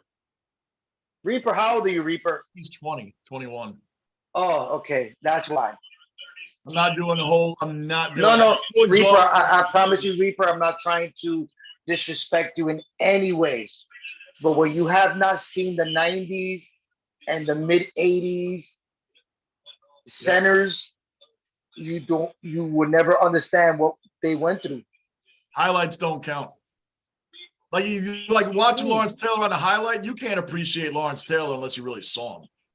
Like really saw him play. Why Ron Jaworski said 2 months out, I was already worried about playing the Giants. I was going to the Eagles. Look at J.J. Watt. Right? J.J. Watt considered one of the best linebackers. How many years did he play? How many years was he hurt? One of the best defensive ends. Yeah, I know. How many years was he hurt? Right. How many years was he hurt? Right. He's a great When has Lawrence Taylor missed the whole year? Man, the Mets are out. They had the bases loaded with the 1 out. Sorry to cut you off, and they got nothing. I'm used to this, John. I'm not debating. I'm just happy to be here and talking to everybody. Not sure if you saw my comment before, Flex, but why wasn't Larry Bird mentioned more?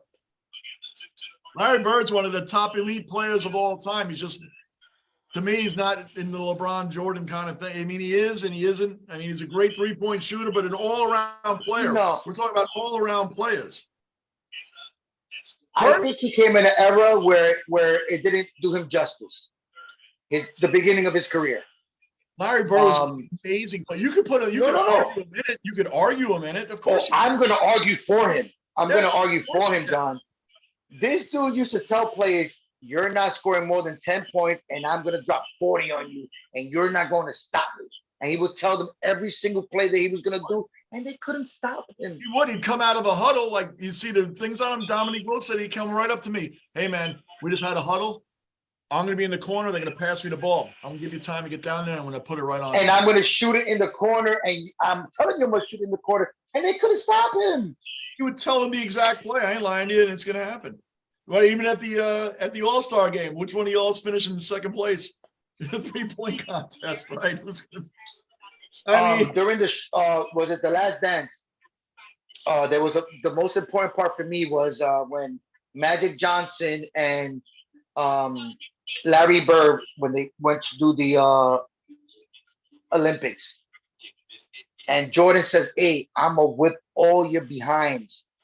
And Yeah. they were like, "Oh, you ain't gonna do nothing." And when he did, they were just like, "Yo, we're gonna pass the torch." You know what I'm saying? Because remember, for the whole entire, all the way through college, Indiana and was it Michigan State that Magic played for? Who he played for in college? What's that? I'm Magic looking at the Johnson. game. Magic Johnson. Who did he play for in college? Michigan State. For Indiana, and he played for Michigan State, maybe? Michigan State. I think that's what it was. Them No, two I'm not every good with the single college year. stuff. I always tell Oh everybody no, that. I know you are, but once again, you know me. I'm not saying I'm the greatest, but they went neck and neck through college, through high school, through this, through that, and for both of them to say that this dude is gonna pass the torch, or what passes the torch to this dude, says a lot. GB said Larry was the GOAT trash talker. That's probably true. Raleigh, go for LeBron as the GOAT as well. I mean, you guys grew up with LeBron. You know my feeling on LeBron. My big thing with LeBron with me is he's always done more with less than anybody else. And LeBron's always a pass-first guy. Flex, he destroyed MJ in the playoffs. I'm just saying he doesn't get spoken of enough in general. Oh, I mean, in the 80s, yes. Here we go. We see trying to seep in. Larry Bird and the Celtics were one of the. Oh my gosh, Lou, he's got the bucket on, the Mets bucket. The Mets bucket. You have changed a million times today. Bruin, he even played against the Trailblazers with his offhand. Yeah, no kidding. You know who else was a great shooter? It was Chris Mullin, the forgotten dream teamer. Chris Mullin was Hofstra. St. John's. Oh, excuse me, St. John's. Yep. You know, for me, who was the most underrated, most forgotten player of all time? I'm gonna Alex English of the Denver Nuggets. no. I'm gonna butcher his name. Hakeem something, Harif something from the Denver Nuggets. Oh, Sharif. I know you're talking about Sharif. the Nuggets. Yep. Sharif. When I tell you, he destroyed Stockton. He destroyed everybody. But what happened to him was this. He wanted to pray during the national anthem. He had autism. So for him, he would, after practice, he would tie his sneaker 1,000 times. Sharif Abdur Rahim. That was his Rahim. Name. Yes. Look at his stats. Oh. Amazing. Amazing. Look up his stats, John. Look up his stats against the all-time leading point guards. He killed all of them, John. All of them. Oh no, I know how great he was, man. He was an incredible shooter, right? He's always not only a shooter, facilitator, rebounder. What happened with him was that he didn't fit the norm. Because around his time, people didn't know about autism. People didn't know about ADD. People didn't know about these what's the word I'm looking for? I don't want to say handicap because I don't want to say handicap, but things that we acknowledge. There was an interview on ESPN. He said, I would tie my sneaker 100 times because it didn't feel right. After practice, I would sit there and shoot 1,000 free throws because it didn't feel right. That man was amazing. Go look up his stats. And he got blackballed from basketball. I'm just telling you that Alex English was the best Nugget that ever played. He was better than him. Alex English is the 6'7" forward. He's the first player ever to string together 8 straight 2,000-point seasons. Led the Nuggets in scoring 7 times en route, becoming the franchise's all-time top scorer to this day. He retired the 7th leading scorer with 25,613 points after being underutilized by the Bucks. He was sent to the Nuggets. I'm looking at it right now, and I looked at Sharif's also because I thought he might have been, but it is English. Okay. Let's look not today. So I'm going to go look at the amount of times that they played for Denver and the amount of points that they scored. because this man was amazing. It's just, I know he was. I'm not saying he wasn't amazing. I'm just saying Alex English is the forgotten Denver Nugget, and he has oh all no, no, no, I agree. For me, it's still gonna be Mutombo. Mutombo. Jamal Mutombo was one of Murray the was first players to be the number 8 seed to beat the Supersonics when they had Gary Payton and Sean Kemp, and he beat them in the first round of the playoffs. Oh, yeah, that's right. Sean Kemp and the Gary Payton Sonics. Flex, answer this for you. Do games always go through all 9 innings, or can the game be over sooner? Don't know anything about baseball. No, never, never. There is a No time. matter if it's 20 million to 1, we have to finish 20, what is it, 27 outs? When's the time, Lou, that the game can be official and over before 9 innings? Oh, if it's a rain delay or something that happened, yeah, exactly. Raining beyond, I think the home team, it has to be 5.5 innings. 5.5 innings, exactly. You have the lead, it's 5.5 innings, right? And the home team has to bat up. Bruin Bird's 60-point game against the Hawks is one of the best things I've ever seen. It was an incredible game, the 60 points. Kobe's 82 was amazing. That's the one I saw, Kobe's 82-point game. That was against the Pacers? Yes, I think it was against the Pacers. 82. Yeah, against David Rose. And on top of that, Ron Artest, the Duncan Dutchman, Rick what was that center's name? Rick Smits. Rick Smith. At the end of his career. Reggie Miller. The other forward was something Rodney something or something. They had Travis Best on that team. Jermaine O'Neal was on that team, I think. Yes, garbage. Michael King is in, bottom of the 9th. Man, 3.5. I'm telling you, I've hardly done any baseball games this year, and the one I do is like a regular baseball game. 3.5 hours already. You know what's funny? People talk more about my outfits than we did about the game. I know. 1 out. There you go. 1 down. Michael King, 2 outs to go. We got Tommy Graham. Now you have Vogelbach. You have Danny Berger's on the bench. Flex, thanks for checking out that song. Oh, man, Flex, that was a deep song, man. That was a really, really deep song. Very sad, man, but very true. Mutombo. What song is that? What did the G-Men do to Saquon? I haven't followed that one, Mutombo. Okay, so what happened with Saquon was that I could take that. So what happened was they gave Danny Dimes this big contract knowing that Saquon is the man. So once you gave Danny Dimes that contract, now Saquon has all the leverage. How you gonna pay this dude X amount of money when I was the one that made him who he was? You know what I'm saying? So that's why he's holding out. He's not signing the franchise deal or contract, and I don't blame him.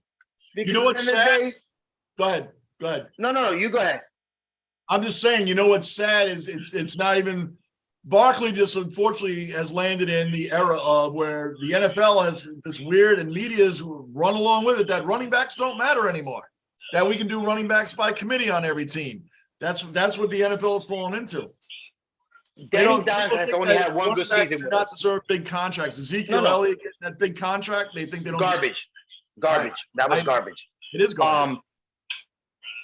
We have had Foster. We've had so many other undrafted running backs that have killed it in the league. But what killed the Giants for leverage is if Danny Dimes wants to leave, why you gave him 40 mil or 20-something mil per year before you sign your star running back? Now your star running back is looking at like, well, if you gave this guy 40-something mil per year, I'm double that because he's not who he is without me. So he has all the leverage. I agree, but they just don't. The league just doesn't do it. They don't pay running backs anymore. It's crazy. It's crazy. No, it's their New York teams, and I know that, but no. If you look around after you get off, look around at how many running backs don't get paid that money. Oh no! Look at Cook. Cook left. Yep. You had Melvin Gordon had to leave. Yes. Yep. These running backs. Even the dude from Philly. What was his name? Yep, Oh that's my right. God, I can Zeke forget. on his contract was He all. left. Zeke left. Yeah, they don't want. They got rid of Look, Zeke. Zeke didn't leave. They got rid of him. right now, Kansas City, the number one team to win, has the lowest payroll when it comes to running backs. True, and you can hold that note because the game's over. The Yankees won 7-6. Yep, I'm it's calling it okay. tonight. Gardini, email me, and I'm telling you John, now. I'll be here tomorrow, guys. I'll be here tomorrow with some new I know you will. outfits. I don't care if we talk a little b-ball, but we're not having a Jordan LeBron debate. No. I agree. I got you, John. You know what it was? This game was so boring that's what we ended up doing. Right. Well, this said, hey, listen, I'll take the win on a game like this because I know you will. I know you will. You know what's funny? The bullpens, not Scherzer, not Severino, the bullpens were the ones that didn't give up the runs. Scherzer and Severino got smacked around, man, but I'll take the win. I wish our teams could score runs against other teams like this. If the Yankees could score this many points against Houston, they're unstoppable. True. Guys, have a good night. We'll see you tomorrow. Lockport, see everyone tomorrow night. Gardini should Love be you on guys. with us I'll see you tomorrow guys night. tomorrow. That should be interesting. And the Cellar Dweller nights have started. So we will start with Gardini tomorrow night. Guys, yes, sir. Hitting that like button. I'm Johnny Bates. I know because I'm not used to this format anymore. I'll see you all tomorrow night. Johnny Bates with Blue Talks. We are out. Good night.